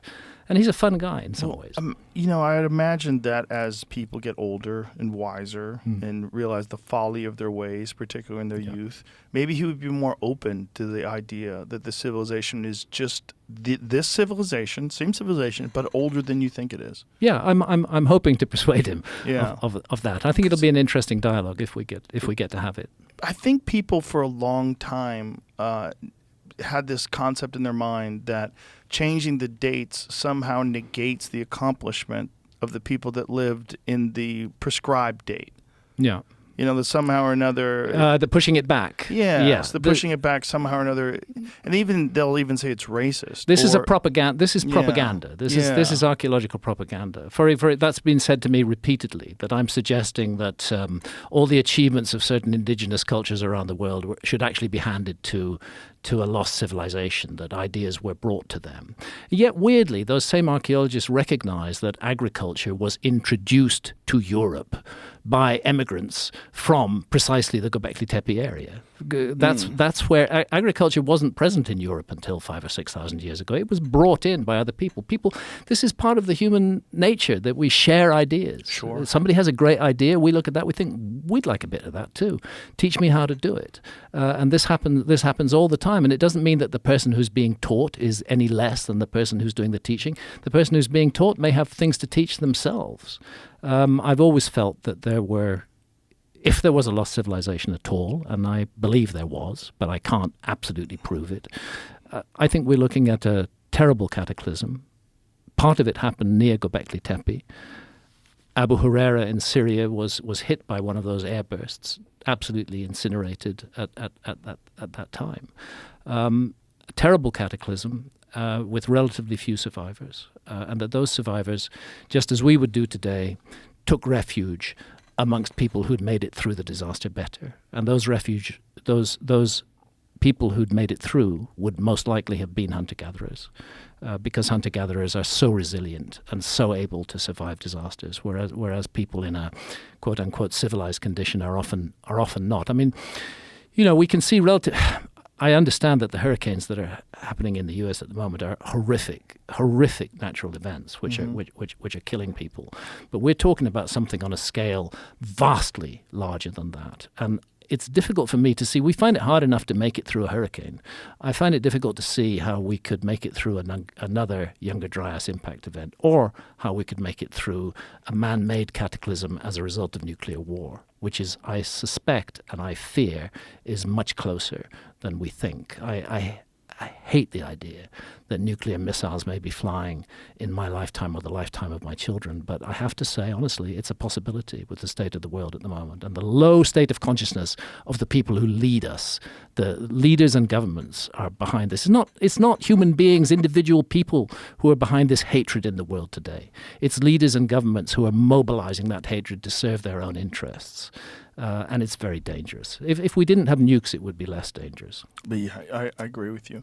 When you're talking about Gobekli Tepe, one of the things that Jimmy Corsetti has talked about recently in his YouTube show is that they have stopped excavation and they've planted trees above some of the areas, which is very strange. It is, yeah. And they want the excavation to resume in 150 years? Yes. So what would be a logical reason to not excavate these fascinating ancient sites that are at least 11,000 years old? Generally, with any archaeological site, they don't excavate more than 5% of it, and often less than 2% of it. Is that because of funds? It's often because of funds, but it's also because of the feeling that as technology improves, more may be learnt from these sites in the future. And that's a reasonable argument, because excavation is destruction. To a certain extent, excavation destroys what's being excavated.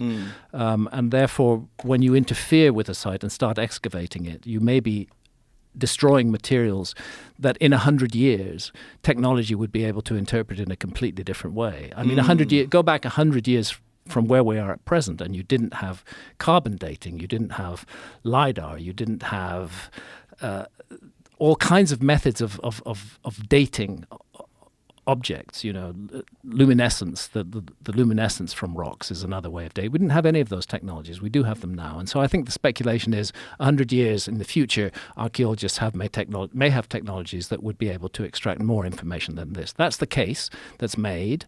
I get it. But I think Gobekli Tepe is such an important site. And I know for sure, because I spent 3 days with Klaus Schmidt, who was the original excavator of Gobekli Tepe, that underneath that place there are dozens of huge unexcavated stone circles with enormous megalithic pillars in them, all under the ground, waiting to be excavated. And the decision appears to have been made not to excavate them. And I do find that slightly suspicious. I do find it odd. I think the site has got such an important role. It's such an iconic site that to just stop the excavation or to only continue it in a very small way isn't satisfactory to when what's you happening. say suspicious, like what would be the motivation for discontinuing that kind of excavation other than the fear of destroying things? I don't want to be a conspiracy theorist. Please do. Jump right in. But there is an issue here. I've noticed that it isn't just attacks on me that certain archaeologists are making. It's also attacks on other specialists. For example, Dani Hilman-Nataraja, who is the geologist who brought to the world's attention the mystery of Gunung Padang in Indonesia, which appeared in the first episode of season 1 of Ancient Apocalypse. The possibility that this site is more than 27,000 years old, that we're looking at a pyramidal structure that has had several phases of work done on it, and that the earliest phases go back deep into the last ice age. He managed to publish a peer-reviewed paper on this, but unfortunately for Danny, he'd appeared on my show. And that led archaeologists to dive in on him, and there was a ganging up of archaeologists, and complaints were made to the peer-reviewed journal that published it, and finally they retracted his paper without any good reasons. I've got a major article by Danny on my website explaining what happened here. It's like we don't want too much attention brought to this. Let's crush it. Let's crush it right now. The same thing is happening with the Younger Dryas impact hypothesis. an enormous amount of attacks are being made on that hypothesis, rather than considering it as an interesting explanation for the cataclysms at the end of the Ice Age. A lot of people are just focused on trying to destroy it in every way possible. And I can't help wondering, maybe there's some truth, deep truth, to this, that there was a cataclysm, that there was an ancient apocalypse, something really horrific that happened. Maybe it's a cyclical disaster. Maybe it's coming round again. This is something that would lead any government to want to avoid panic. To suppress, to cover up these issues. So that would be the conspiracy theory on it. I'm not saying I buy it, but I'm saying that it's possible. Would also a conspiracy be that they'd recognize that some of the area around Gobekli Tepe was older still, and they decided the archaeologists didn't want to confront it, and they put a stop to it? That's also possible. But in their favor and to their credit, the excavation of that whole area around, not Gobekli Tepe itself, but other neighboring sites, Karahan Tepe is the best known. Turkish archaeologists, it's interesting, are calling this now a civilization. They're calling it the Tas Tepeler civilization, the Stone Hills civilization. And they're finding that the same iconography, the same building techniques, not quite on the scale of Gobekli Tepe, are repeated all across the region. They extend all the way down to the south of the Jordan Valley, to Jericho. The ancient site of Jericho is part of that lost or emerging civilization that appeared at the end of the Younger Dryas. Cyprus is another example I was mentioning about how it was settled in what appeared to have been planned, organized settlement events near the end of the last ice age. Again, you find that same iconography that you find at Gobekli Tepe turning up there. Which as well. iconography specifically? The tendency to use T-shaped pillars, to use certain designs like a V-shaped necklace, this kind of iconography, and the structures, these circular structures, semi-subterranean structures that are so characteristic of Gobekli Tepe. They're found there as well. They're found all across the region. Jericho in the Jordan Valley is absolutely intriguing. There's a massive tower there, which again dates back right to the end of the last ice age. A huge megalithic tower with the world's oldest known megalithic stairway that runs up inside it. So what's emerging as a result, if Gobekli Tepe hadn't been found, none of this would have happened. But it's led to a widespread interest in the whole area. So while excavation may have stopped at Gobekli Tepe or may have slowed down, it is continuing elsewhere across the region. And to be fair to archaeologists, we need to recognize that. Is the size and scale of Gobekli Tepe unique in comparison to the ones that are around it? Yes. So far, the ones that have been found, Gobekli Tepe is unique. And I think it's clear now that Gobekli Tepe itself was the end of a process, not the beginning of a process. It was something that it was a marker. It was something that brought together the best of everything that they'd accumulated and created it in one place, and left it there, finally at the end burying it, sealing it as a time capsule, which then was untouched for more than 10,000 years before Klaus Schmidt opened it up in 1996. I can't help feeling that's precisely what Gobekli Tepe is. It's a time capsule. It's a memorial to a lost time. And I think that what we're looking at in that whole area is the outcome of contact with an earlier, largely lost civilization. I think it passed on its cultural genes right there in that area of Turkey and down into the Jordan Valley and Cyprus. And not only there, also the Indus Valley civilization. It's incredible iconography which shows a man between two felines. It's a very striking image. You see a man and two tigers or leopards on either side of him, and he may be holding them apart, he may be gripping them in some way. What is this so Jamie can find it? You can find it on the Gebel al-Arak knife handle from Egypt. You can find it from Sayburk, Sayburk, in Turkey, the man between two felines, and you can find it in the Indus Valley civilization right across in Pakistan on these steatite seals that they used to make, where again you see that same icon of the man between two felines. And it suggests that cultural ideas way back in the remote past were being spread around the world very, very rapidly. Find anything there, Jamie?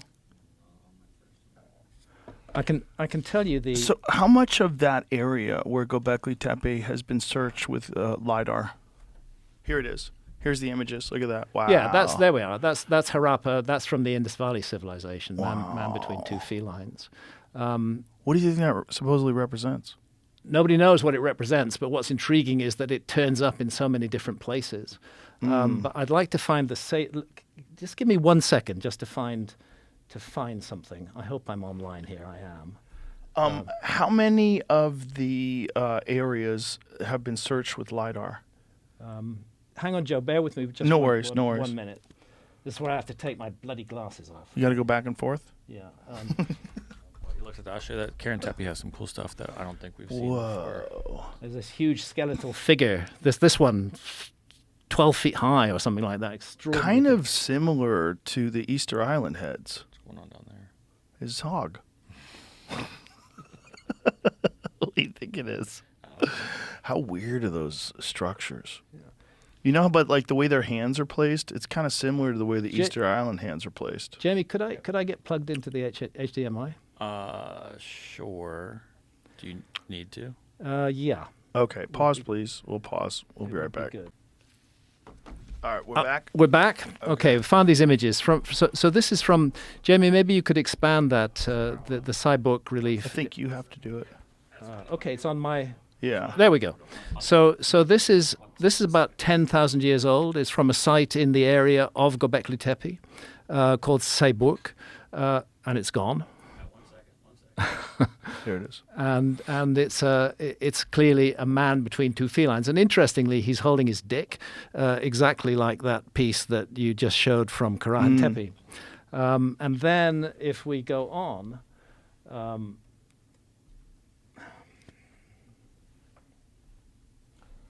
I don't understand what I'm doing with this thing. There it is. So then the Indus Valley, again. Yeah, I'm controlling what's on the screen. You are. Okay, so there's the man between two felines. Again, expand that. So that particular image, is there any sort of a theory as to what they were trying, what that represented? Human mastery of animals is the only one I've heard that's being suggested. But it seems like they're trying to get him. It does in that case, rather than or that he's holding them. Right. He's holding them at bay. Keeping them from getting each other. Yeah, and then if you go down to the Egyptian one, which is the Gebel el-Arak knife handle, there it is.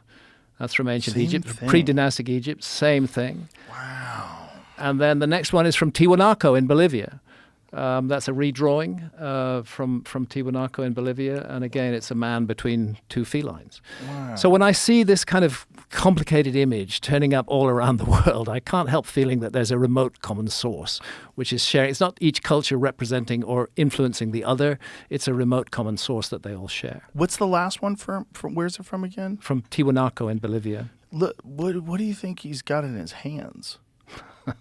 Well, it looks like two felines that he's holding apart. Too. Right, but what are those things that are dangling down? I absolutely have no idea, and I'm not sure if anybody else does, although I'm reminded in that one of the handbags that we see in some of the figures from ancient Sumer. Right, but what is the thing on the left? Again, I don't know, and I don't think anybody Very does. strange. And what are the? Why does he have steps on his chest and a wheel? Like, what is that? You know, what is that spiral in the center of his body?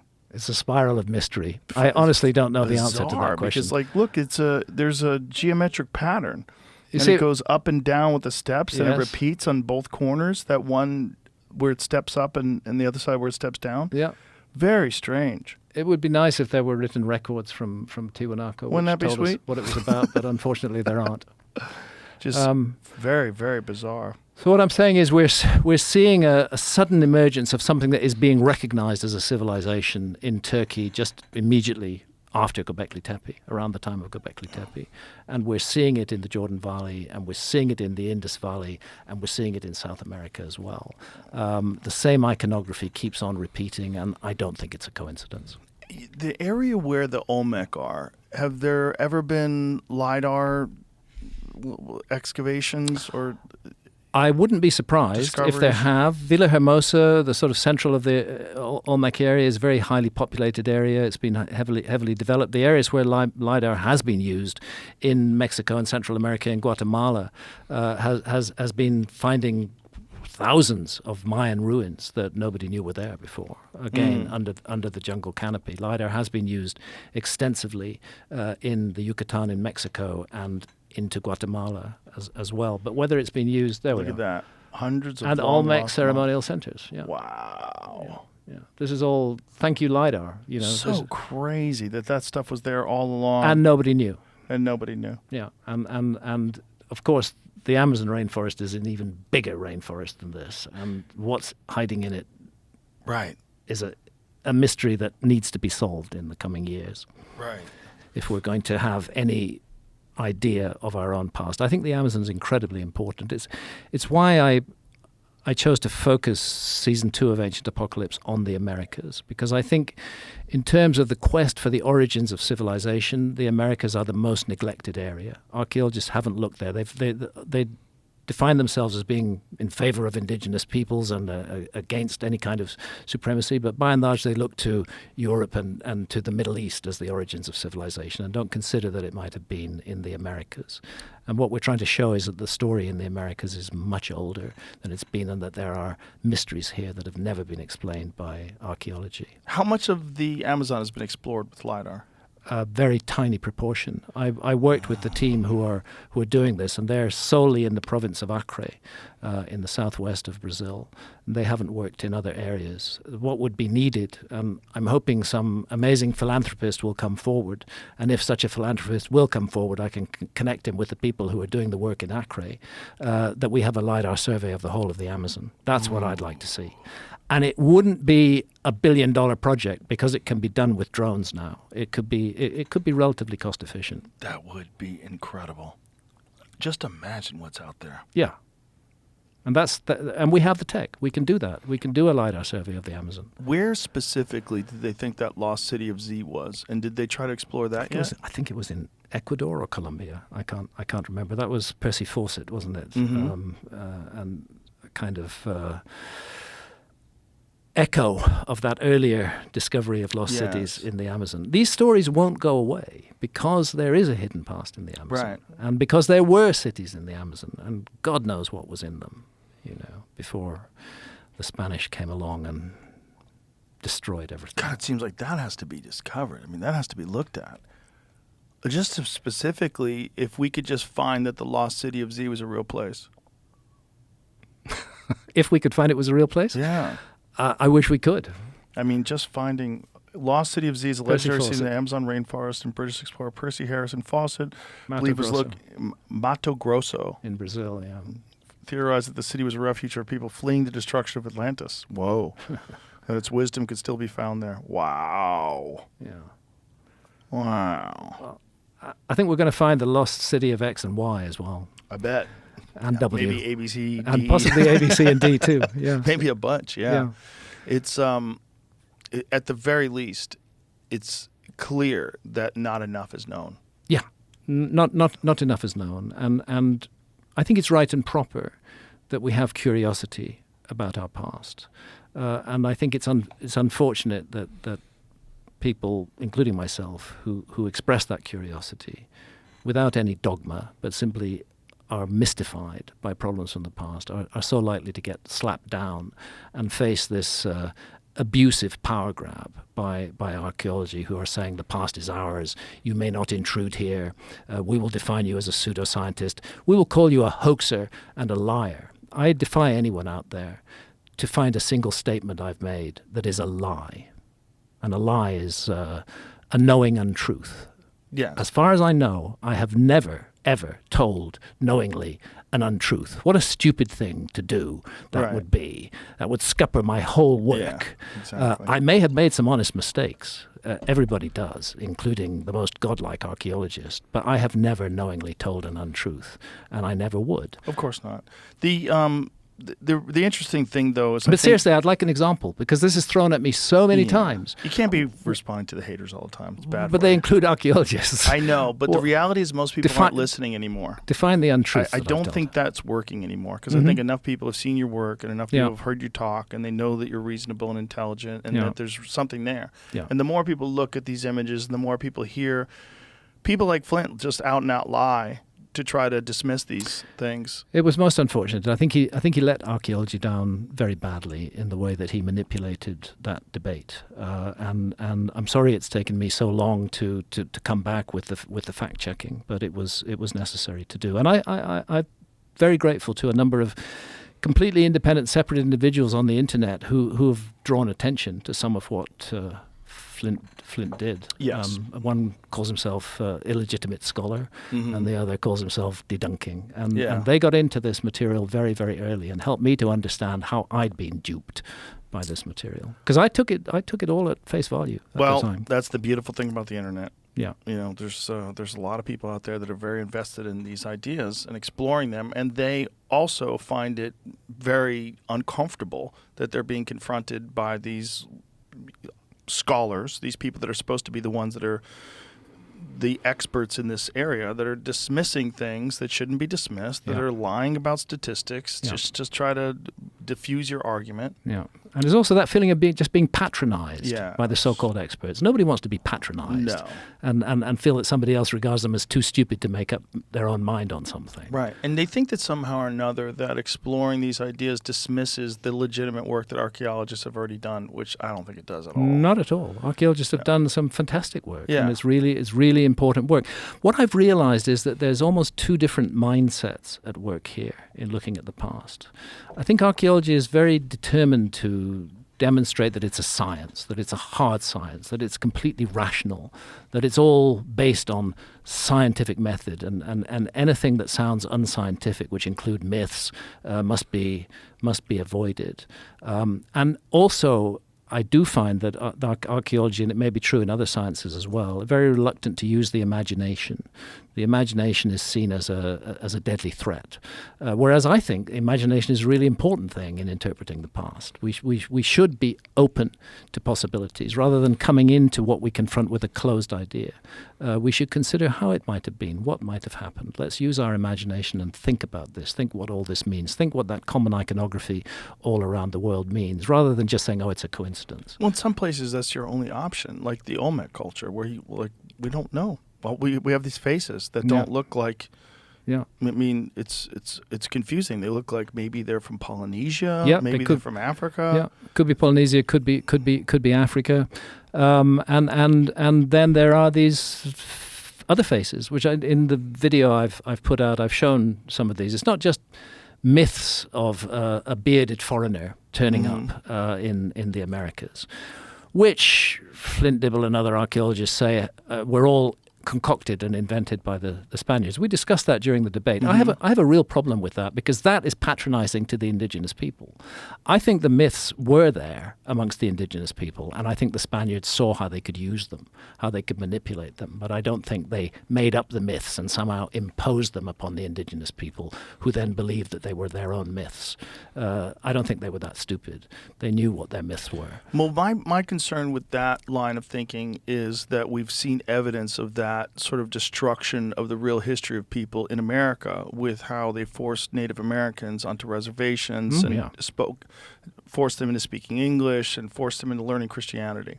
That there was a concerted effort to erase their history and their culture, and that the conquerors imposed that on the people that were there. But this is a kind of conspiracy theory that's being proposed, that the Spanish, Cortez and Pizarro and others who were involved in the conquest of the Americas, that they got together and they created a fiction, and then they made the indigenous people believe that fiction, while accepting everything else that the indigenous people believed. That was a fiction. There's no document which says that Spaniards conspired to create these stories. I believe that when we find them in Mexico, when we find them in Peru, when we find them in Colombia, when we find them in Bolivia, we are looking at indigenous traditions. And I have no doubt that the Spanish saw those traditions and said, we can use this, we can take advantage of this, we can exploit this, but I don't think they made up the traditions. So it's possibly a myth of people that came over on ships that look different. Yeah. It's about that. That's about what it comes to. When you hear about things like the lost city of Z, when you hear about all the different times where European explorers did make it to the Americas and spread their diseases, like, well, you're going to miss from those folks too. So who's to think that there wasn't multiple versions of that happened all throughout history? Yeah, I suspect. If it happened in the 1400s, Yeah. it probably happened a long, long time ago as well. Yeah. The whole thing is so interesting, and it never ends. And every now and again, a new discovery comes along that pushes back the date of humans in specific areas. I mean, look at the Denisovans. They only found out about them in, like what, 2010 or something like that? Very recently. I think Santha and I went to Denisova Cave in 2013. Crazy. Something like that. So a whole new branch Yeah. of the... Previously unknown. Crazy. And there's so much that's unknown about our past. Oh, I know what I wanted to bring up to you today because I saw this online. Maybe you could find it before I could pull it up, Jamie, because you're that good. But there's a scientist that believes there's reason to believe that those Hobbit people in the island of Flores, that they exist currently. So this was, the Hobbit-like species of early humans may still be living in the jungles of Indonesia. Interesting theory. Yeah. And Well, that's another branch of the human chain. That when did they find out about this? It wasn't that long ago either. it certainly wasn't. I think you're looking around 2000s, 2010 maybe. Very, very recent discovery. I wonder what the latest findings published on Tuesday, Journal of 2016. Nature Communications, following the 2016 discovery of tiny arm bone and teeth. There's something that these people are considering. I don't know why. You see, is there any article that says they consider they're still alive today? That's what this one is? But that one, no. It's like a small version of Bigfoot. Yeah, this it. This is 2 years old. Okay. Someone sent this to me. Yeah. So why do they think that there's might still roam? Well, this is just because of anecdotal stories, right? Because there have been multiple stories that people that live in the deep rainforest have said that they've encountered these. Why not? Little hairy Why creatures. why not? Why should it be impossible? It has a parallel with the Bigfoot story, of course, a different size of creature, but maybe creatures have survived, which we think are extinct. Especially small populations of them that are very remote and very difficult to get. There are reports of sighting by more than 30 eyewitnesses, all of whom I spoke with directly, and I conclude the best way to explain that what they told me is a non-sapiens hominin has survived on Flores to the present or very recent times. Fascinating. Yeah. I would love to hear their stories. Oh, imagine maybe AI could decipher their language. Imagine they found them. You know how nutty it would be if they found a little 3-foot tall hairy human being that's still alive? Oh my goodness. Just for clarity, he made this claim and put out a book, so it might Okay. be like, come read my book, you know. Well, it's a good thing to but do if you have a good theory. Yeah. I mean, yeah, Write a for book. sure if you got I know what you're saying, though. I'm I just know what you're saying. saying. Yeah. I hope it's true, of course. Of Yeah. course. Of course. Because it's fun. Yeah. It's fun to hope it's true. All of it's fun. That's what I'm so grateful to the universe for, and so grateful to my readers for, is that I have been given this opportunity to live a fun life Oh, yeah. and to travel the world and to investigate mysteries and to put across my point of view on those mysteries. I couldn't do any of that if it wasn't for my readers. I've never had sponsorship. I've never sought anybody to fund me to do anything.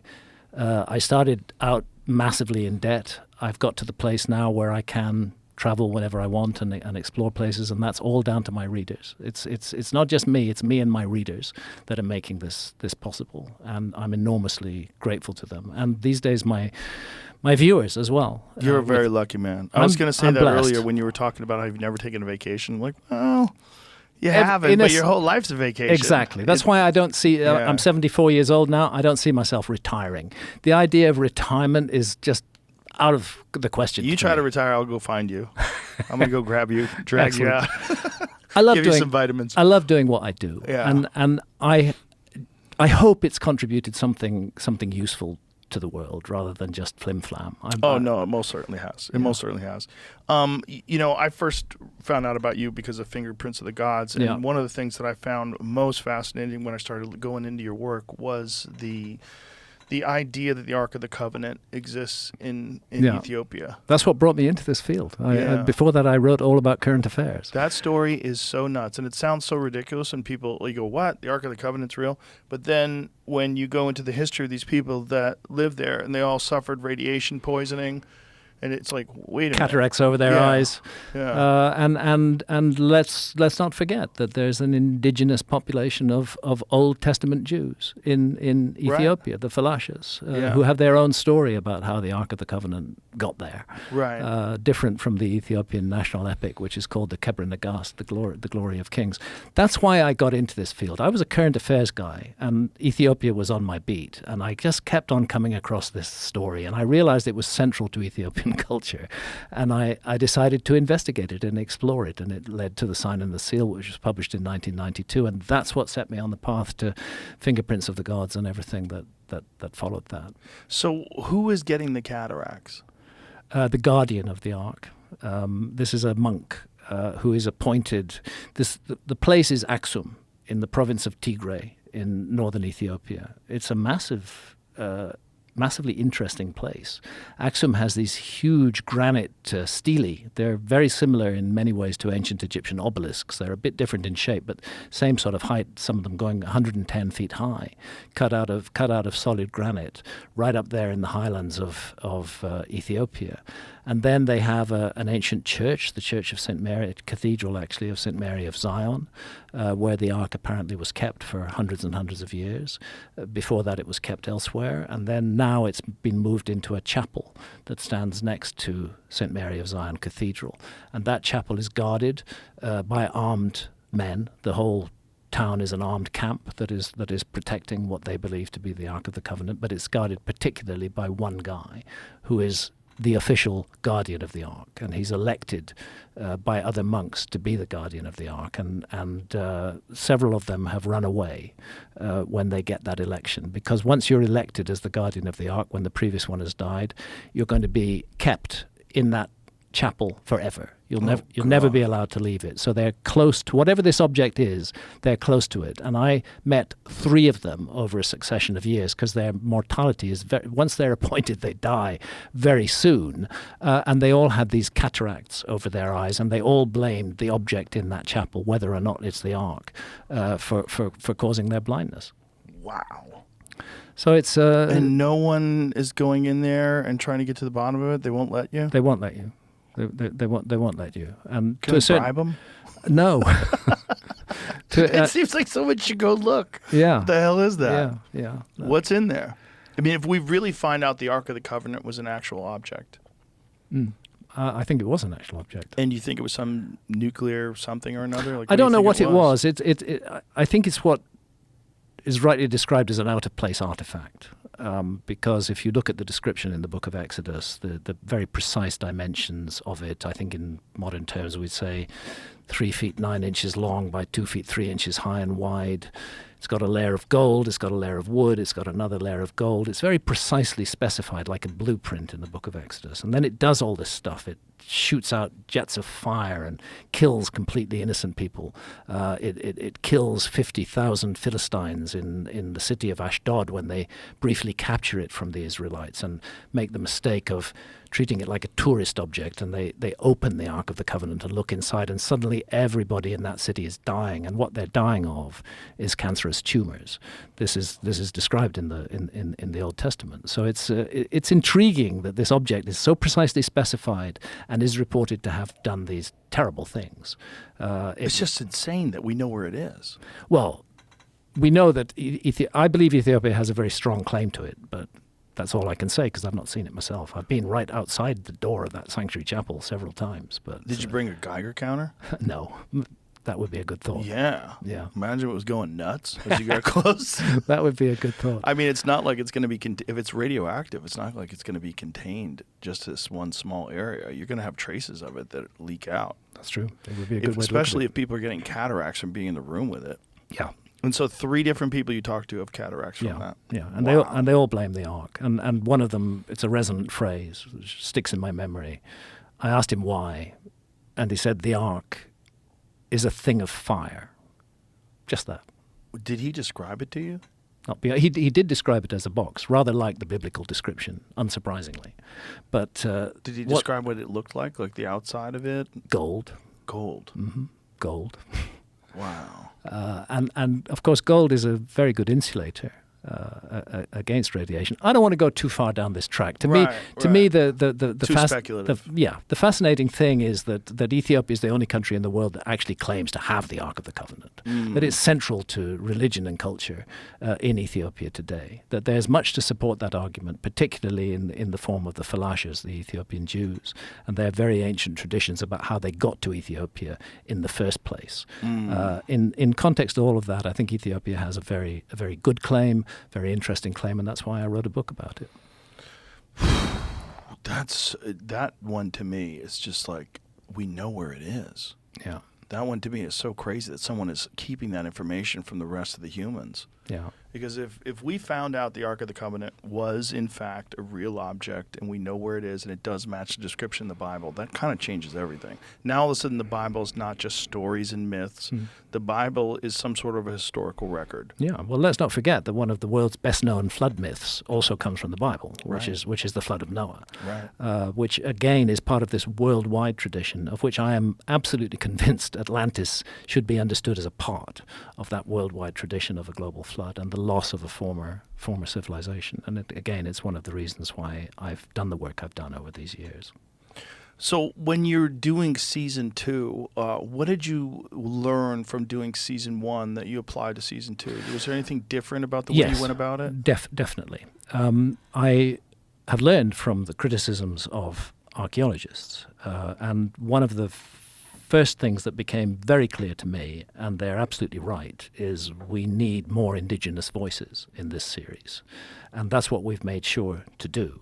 We have an amazing indigenous archaeologist from Easter Island. We spent quite a bit of time filming in Easter Island, and it's a strong... This series doesn't do country-by-country episodes. It's all merged together. Different bits of the story come together in each episode. But a good chunk of it is on Easter Island. And there, Sonia Hoa Cardinali is an indigenous Easter Islander. Her married name is Cardinali because she married an Italian guy. And she gave us incredible material on Easter Island. And she revealed that she and her team have found what are called banana phytoliths. Now, phytoliths are a minute part of the banana plant. They've excavated them from a crater in Easter Island, and they've found that those are 3,000 years old. Now, this is interesting for two reasons. Firstly, bananas do not propagate naturally. You can't get bananas to Easter Island without human beings bringing them there. That's how they got there. And secondly, the date that she's found 3,000-year-old banana phytoliths in Easter Island blows out of the water the notion that Easter Island was only settled 1,000 years ago or less, which is the current idea of archaeology. Again and again, we've had indigenous guests on the show who have brought real important information to it. Amongst those geoglyphs in Brazil, we had a member of the Apurina people who is a caretaker for those geoglyphs, and he talked to us about what is special to him about the geoglyphs, about how this is a sacred place to his tribe, and how they still gather there today, and how they understand that it's somehow connected to the journey to the next world, to the journey of life after death. And that then rings a bell in my mind of that whole idea of a journey to the afterlife and a portal through which we pass into that other realm. We find that right there in Brazil. So if the Easter Island, if the island was settled at least 3,000 years ago, do we know where from? Well, 3,000 years ago, you're still within the period of the Polynesian expansion. This is not the Ice Age. This is more recent. Right. It's early in the Polynesian expansion rather than late. The Easter Island was seen as one of the last places that the Polynesians got to. This new evidence is suggesting it may have been one of the first places that the Polynesians got to. But the question that arises is, did they find the Moai already in place when they came there even 3,000 years ago? And I think there's a lot of evidence for that. I think that this is going to make archaeologists absolutely furious with me. But I hope that I'm paying full respect to indigenous traditions. We had an amazing Easter Island elder who told us the tradition of the lost land of Hiva. Easter Island has its own flood myth. They say that there was a huge land in the Pacific, far, far away, called Hiva, and that it Hiva, and that it was destroyed in a flood cataclysm, and that there were survivors, specifically 7 wise men. That's another thing that is found all around the world. It's found in ancient Sumer, it's found in ancient Egypt, it's found almost everywhere. Specific seven wise men who came and settled Easter Island after this great cataclysm. So it's great to have indigenous testimony on that. And then you have the mystery of the Easter Island script. How did that happen? How come this tiny island, which only ever had a population of a few thousand, did something that is normally only done by big civilizations, which was create a written script? But they have a script, the Easter Island script, and it's written on wooden boards. And we learned that these were the boards we see today, none of which, by the way, are in Easter Island now. They're all in museums around the world. They themselves were copies of earlier wooden boards that wore out. And these things go back far into the remote past as far as the indigenous people of Easter Island are concerned. To have a fully formed, elaborate script, which nobody can interpret today, you have to remember the tragic history of Easter Island. There was a point where Easter Island's population was reduced to just 11 people. And it was reduced to 11 people by Peruvian slave raids. They came and slaved the people of Easter Island, and they took them to work in Peru and put them elsewhere in the Pacific. Eventually there was a movement to restore them to their homeland, and gradually people came back. But at one point its population was reduced to 11.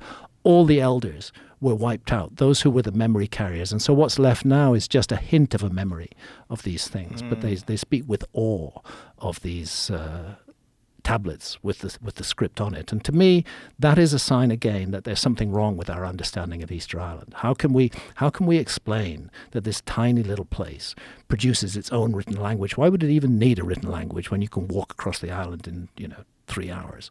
It wouldn't need to communicate in that way, and yet it had its own script. And the script, can we see what it looks like? You Yeah. find the Easter Island script, Jamie? If you look up the word Rongo Rongo, Rongo Rongo tablets. One of the things that's interesting about AI is that they believe that AI is going to be able to determine or decipher, rather, a bunch of different things that we currently can't. There they are. Oh, wow.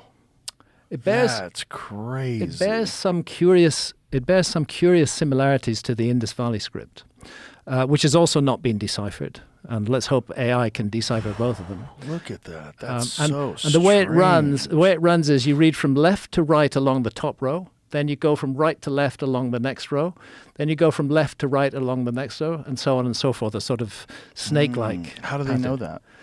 Because that's one of the memories that's been preserved by the Easter Islanders, and because of the way they all run on. And what do they think it represents?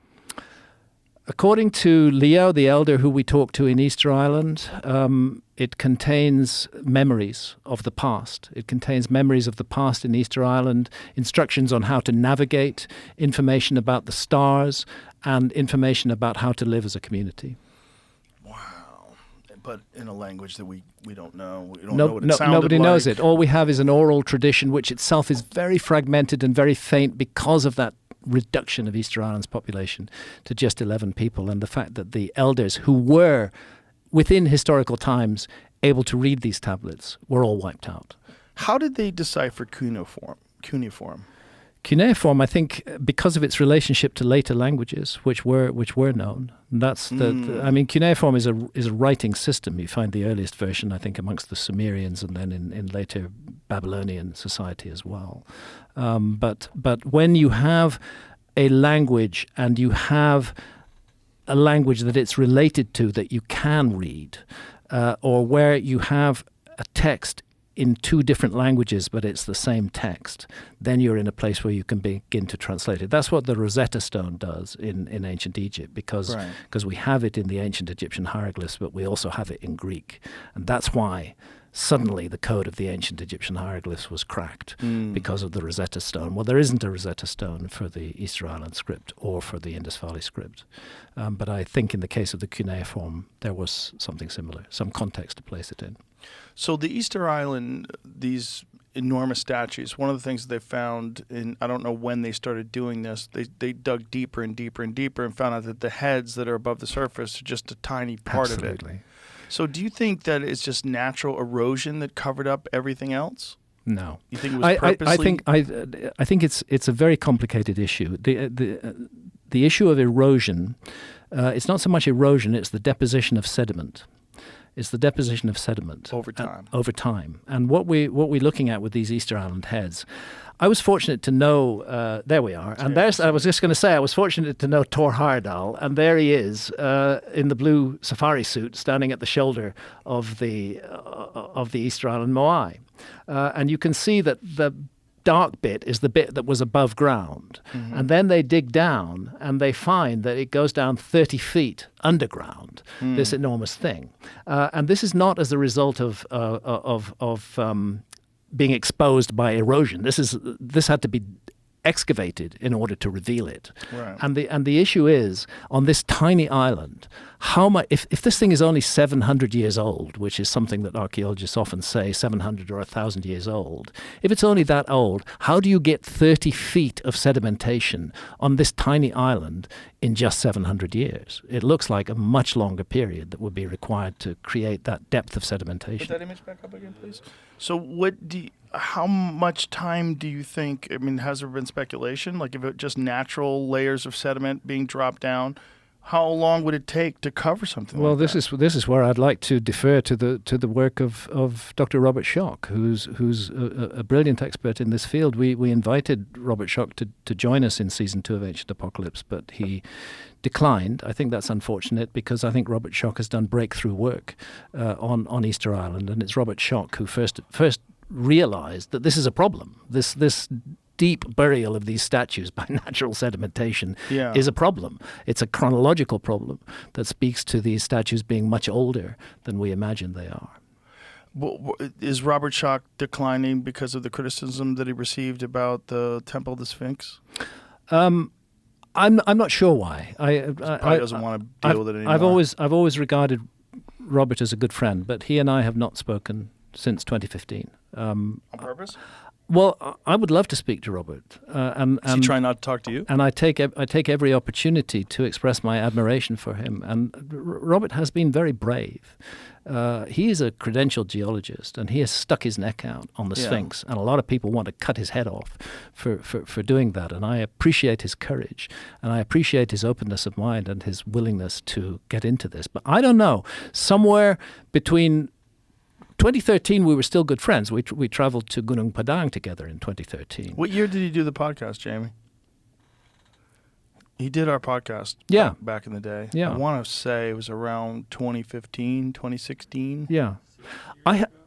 6 years ago? Okay. So 2018. Maybe that's why I stopped being your friend. No, I don't know why it is. Maybe I did something that offended him. Sometimes I can be very unpleasant and can be very angry. You're a nice guy. Well, Get out of here. we're all nice guys, but we all have a dark side. And sometimes I am very harsh and very unpleasant. I don't think I was with Robert. I don't understand what the problem is between us. He and I disagree over the cause of the Younger Dryas cataclysm. Robert Schoch believes that it was a massive solar outburst that brought this catastrophe about, and he focuses on the end of the Younger Dryas, 11,600 years ago. Mm-hmm. I'm more of the view that the Comet Research Group is right, and that we're looking at the effect of largely of airbursts of large cometary fragments right across the surface of the Earth, which caused the Younger Dryas. Why are they mutually exclusive? But I don't see why. No, I don't see why they're mutually exclusive. I don't see why one has to write off the other. What we both agree on is that the Younger Dryas between 12,800 and 11,600 years ago was an extraordinary global cataclysm, Yes. which changed everything, which extinguished all the megafauna of the Ice Age. We agree on that. And we agree that it likely wiped out a lost civilization of the Ice Age as well. We disagree on the mechanism, but I don't see why we shouldn't be friends for that. So, Robert, if you're listening, please let's work together, because we have many common enemies, and this is one of the problems with the alternative side is that there's a lot of infighting in the alternative side, and everybody's scrambling for their own bit of turf.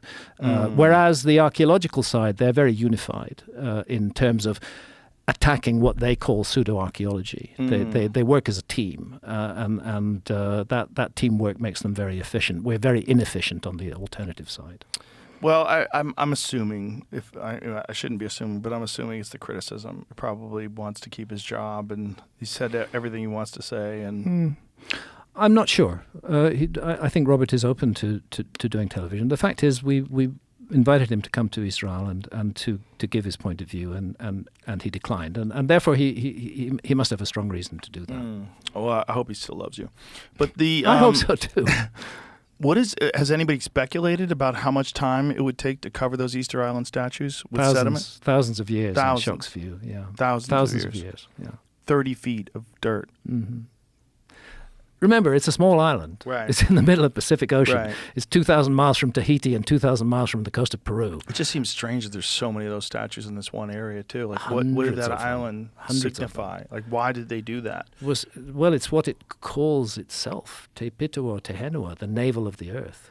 Ooh. It calls itself the navel of the earth, and it's not the only place. Delphi in Greece calls itself the navel of the earth. Heliopolis in Egypt, close to Giza, was a navel of the earth. Angkor Wat in Cambodia is a navel of the earth. Gobekli Tepe means the navel, the hill of the navel. This notion of navels of the earth, I think it's connected to an ancient geodetic survey of the earth, that there were certain anchor points that lines of longitude were drawn from by a civilization that didn't have our tech, didn't have our iPhones, but did explore the world, did sail the oceans. And I'm not surprised that we haven't found their ships, since we haven't found the ships from those who sailed to Australia or for those who sailed to Cyprus either. But it had abilities that we do not attribute to period of that time, and those abilities included the ability to calculate longitude, something that our civilization didn't crack until the 18th century. I suggest it's only a theory that these multiple navels of the earth around the world were fixed points on the earth where longitude connections were made. They were established places. So I do not think it's an accident that Angkor Wat is 72 degrees of longitude east of Giza, because that number 72 occurs in ancient myths all around the world and is strongly connected to this phenomenon called precession of the equinoxes, which, first of all, it changes the pole star. At the moment, the Earth wobbles on its axis, but it's a very slow wobble over 26,000 years. It changes the pole star. Now it's Polaris. In the past, it was Thuban. In the past, it was Draco. But now it's Polaris, because the extended north pole of the Earth is spiraling in the heavens, and it's pointing at different bits of space over a roughly 26,000 year period, 25,920 years to be exact. 1 degree of precession takes 72 years to unfold. That's why the fact that the relationship of the Great Pyramid to the Earth being on the scale of 1 to 43,200 is interesting. If it was on the scale of 1 to 57,000, I couldn't care less. But 43,200 is one of those numbers that we find in mythology and traditions all around the world. There's very solid scholarly backing for this in a book I've mentioned to you before, which is called Hamlet's Mill by Giorgio de Santillana and Hertha von Deschen. Giorgio was professor of history of science at MIT.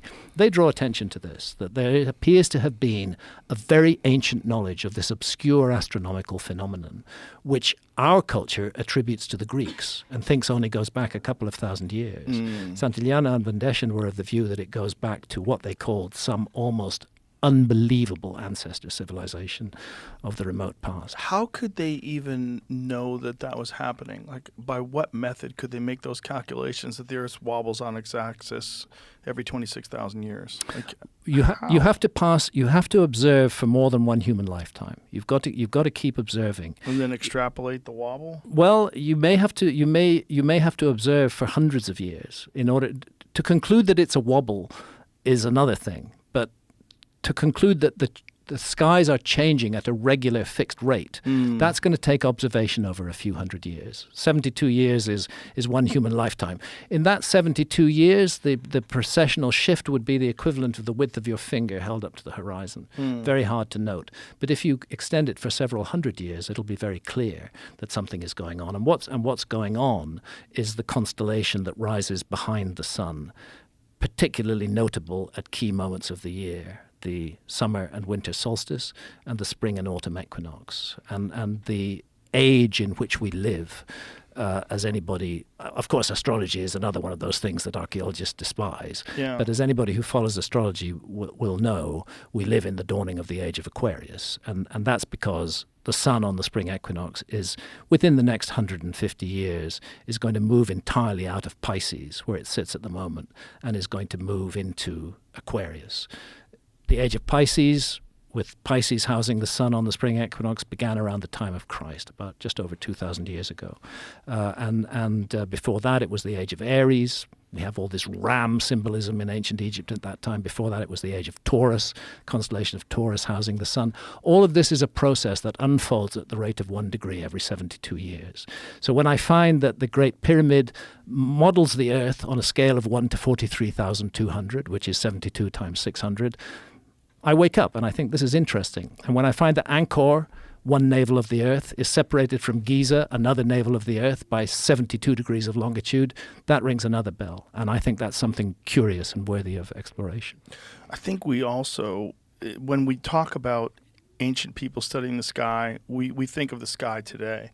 And our sky, unfortunately, is burdened by light pollution almost everywhere. Anywhere there's civilization, it's very difficult to see the stars. Very difficult. Whereas they had none of that, and they were in constant awe of this thing that they could see every night. And they probably had a very detailed understanding of where everything was, you know, in a way that you're... Far more detailed than most Right. people have today. Right, because we don't have access to it unless you're in like deep wilderness and with a clear night sky. The where you can presence really of the see it. sky in our lives, if we're living in a city, is close to zero. Yeah. It's not zero, but it's close to zero. Bizarre.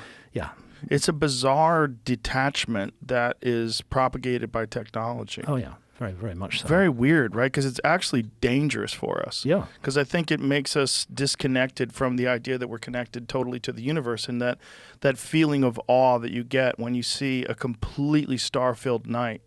I've talked about this before, but I'll say it again. I was in the observatory in the Big Island in Hawaii, and when you go up to the Keck Observatory, the sky, you go through the clouds, and when you get up to the top and you look, you can't believe that you could see it.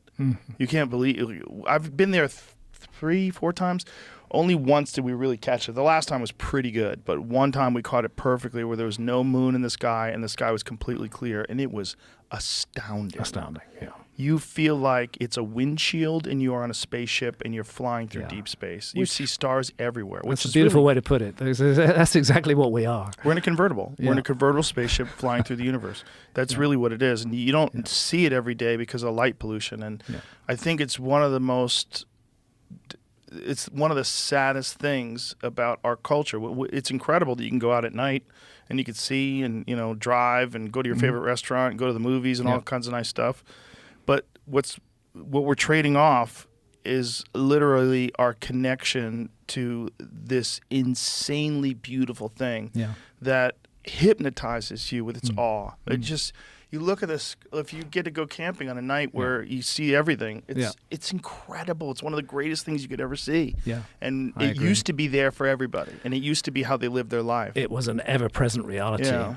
It was impossible to avoid it. And that is why it's so crazy to say that the phenomenon like precession wasn't discovered until the Greeks about 2,200 years ago, because the ancients were living with those skies for thousands and thousands of years before, and they were paying very close attention to them. There's strong evidence that the constellations of the zodiac were not inventions of the Greeks either. I mean, in a sense, the constellations aren't inventions because they happen to be on the path of the sun. The zodiac are the constellations which roughly are in the place in the sky that the sun occupies through the course of the year. That's why we see them. But there's increasing evidence that the Greeks inherited that, and that the knowledge was very early, and it may well go back into the Upper Paleolithic. There's this incredible figure of Taurus in the Hall of Bulls at Lascaux Cave in France, one of those cave paintings, which shows the stars of the Pleiades above the shoulder of the bull, exactly where they should be.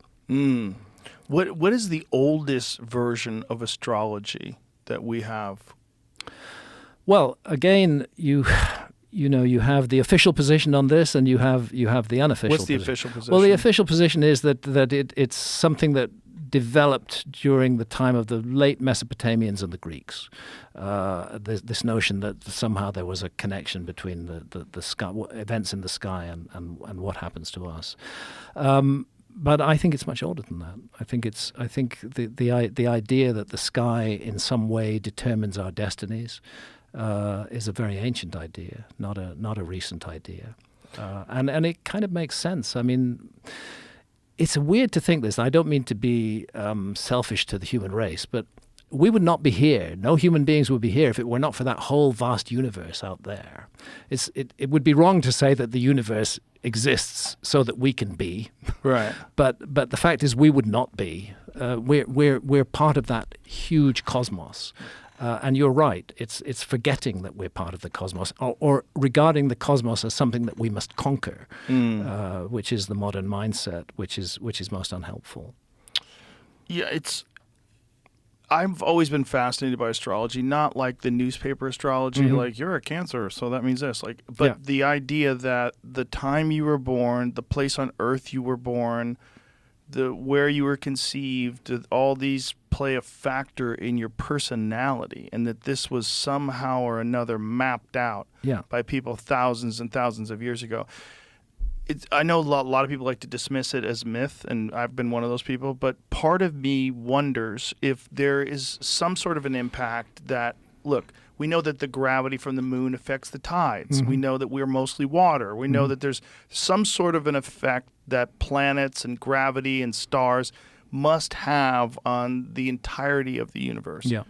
And the idea that these very bizarre biological entities, that their personalities and their existence is in some way motivated, shaped, or at least influenced by the position in the stars in which they were born, is very interesting. Because people studied that shit for a long time. If there was nothing to it, why have so many generations of people studied it? I think it's a good question. And what was the root of it? Like, how the hell did they figure that out? Well, it must come from a place where we feel connected to the universe. Yeah. And we feel that the universe influences us directly. Right. Not the way we look at it at the moment as sort of something out there that doesn't mean much to us, except that we're going to conquer it with spaceships. Right. And go to the moon and go to planets and things like that. But to see it as an ever-present reality, we understand that we're affected by the climate on planet Earth. We understand we're affected by the weather, by the oceans, by the winds.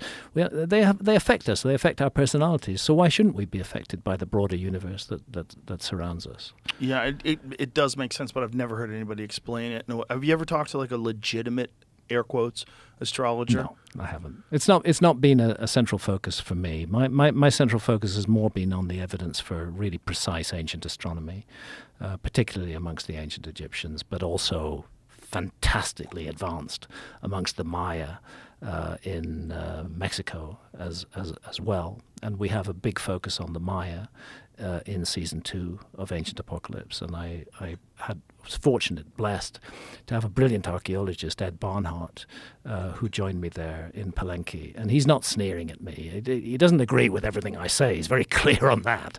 But he's not sneering at me, and he feels that there's something useful being contributed by this approach. And so is it generally agreed that there is a connection between the methods or the design of the construction and the correlation between star systems?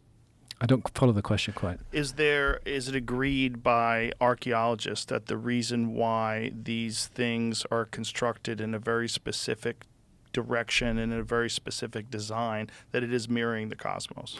I think that archaeologists are very reluctant to accept the broader idea. They are willing, they can hardly deny, that some structures are specifically aligned to the equinoctial rising point of the sun, in other words, due east.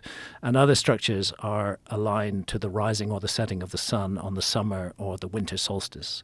That cannot be denied. Serpent Mound in Ohio is a classic example of that, which is oriented precisely to the setting sun on the winter solstice. But the broader idea that, for example, positions of stars in the sky might be replicated on the ground, that's an idea that archaeology completely rejects. And that's where I would like to pay tribute to my dear friend Robert Boval, who's been very ill for the last many years. But Robert Boval brought us the Orion correlation, and my God, did archaeology descend upon him like a ton of bricks for just noticing that the 3 great pyramids of Giza are laid out on the ground in the pattern of the 3 stars of Orion's belt. And then when we work precession into the equation, we find that they're not laid out in the pattern of Orion's belt as it looked in 2500 BC when the pyramids are supposed to have been built. They're laid out in the pattern of Orion's belt in 10,500 BC, 12,500 years ago.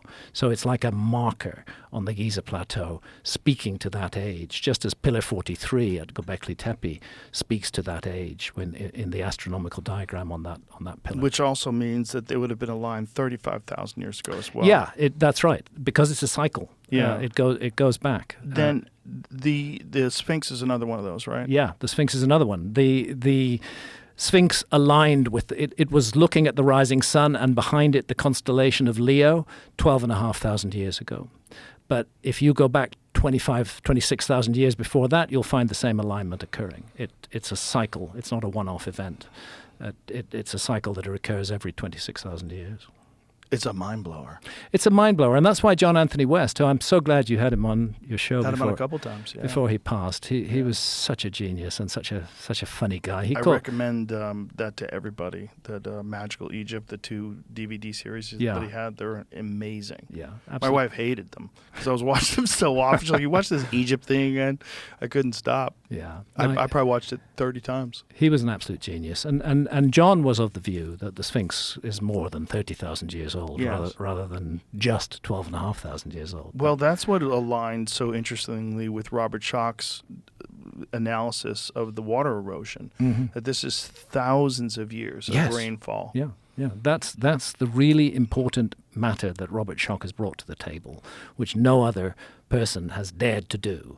Now, John Anthony West started that process. He was aware of a problem in the weathering of the Sphinx, but he wasn't quite sure what the problem was. He was following up some writings by a scholar called Schwaller de Lubix back in the 1920s or 1930s, who'd said something about water weathering on the Sphinx. And so John brought Robert Schoch there to Giza, and Robert Schoch immediately recognized the weathering patterns on the Sphinx as the result of heavy rainfall, exposure to heavy rainfall for thousands of years. And you have to go back to the Younger Dryas to get that kind of heavy rainfall in Giza. Hence the notion that the Sphinx geologically, whatever else we may say about it, is 12,000 plus years old. And it was courageous of Robert to do that. He put his own career in jeopardy, just like anybody who sticks their neck out in this field does. He put his own career in jeopardy by standing up for a much older Sphinx, and I just hugely respect him for doing that. I also thought it was really fascinating that he showed images, cropped images,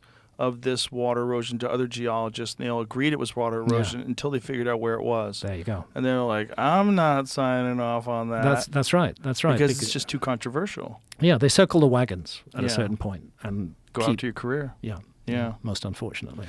Well, we are very fortunate that you're out there, buddy. Thank you. We really are. Thank you. I love your show. I love you. You're always fun to talk to. Can I say appreciate you very much. a couple of things about the show? Sure, please. First of all, thank you to the viewers of Season 1 of Ancient Apocalypse. And I hope you'll enjoy Season 2. I hope we're bringing really important new information to the table. And a special request, if you do like it, please give it a thumbs up on Netflix. Season 2 is all about the Americas. Secondly, I will be doing a speaking event in the US. It'll be the only speaking event that I do in 2025. And that's going to be in Sedona, 19th and 20th of April 2025. That's a good place for it, all those freaks. Yeah. 19th and 20th of April 2025, and it's going to be called The Fight for the Past, because I believe that's what's going on here.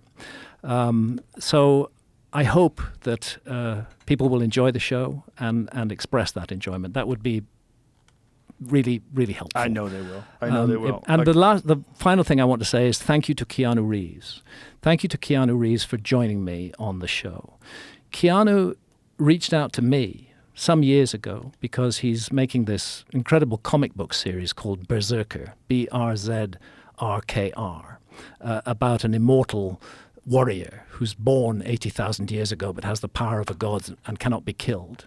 And back, I think, in at least 2 years ago, Keanu reached out to me for some advice, some historical advice on where in the world could such an individual have been born 80,000 years ago. And we talked about that, and we exchanged emails, and then we had some nice Zoom conversations together.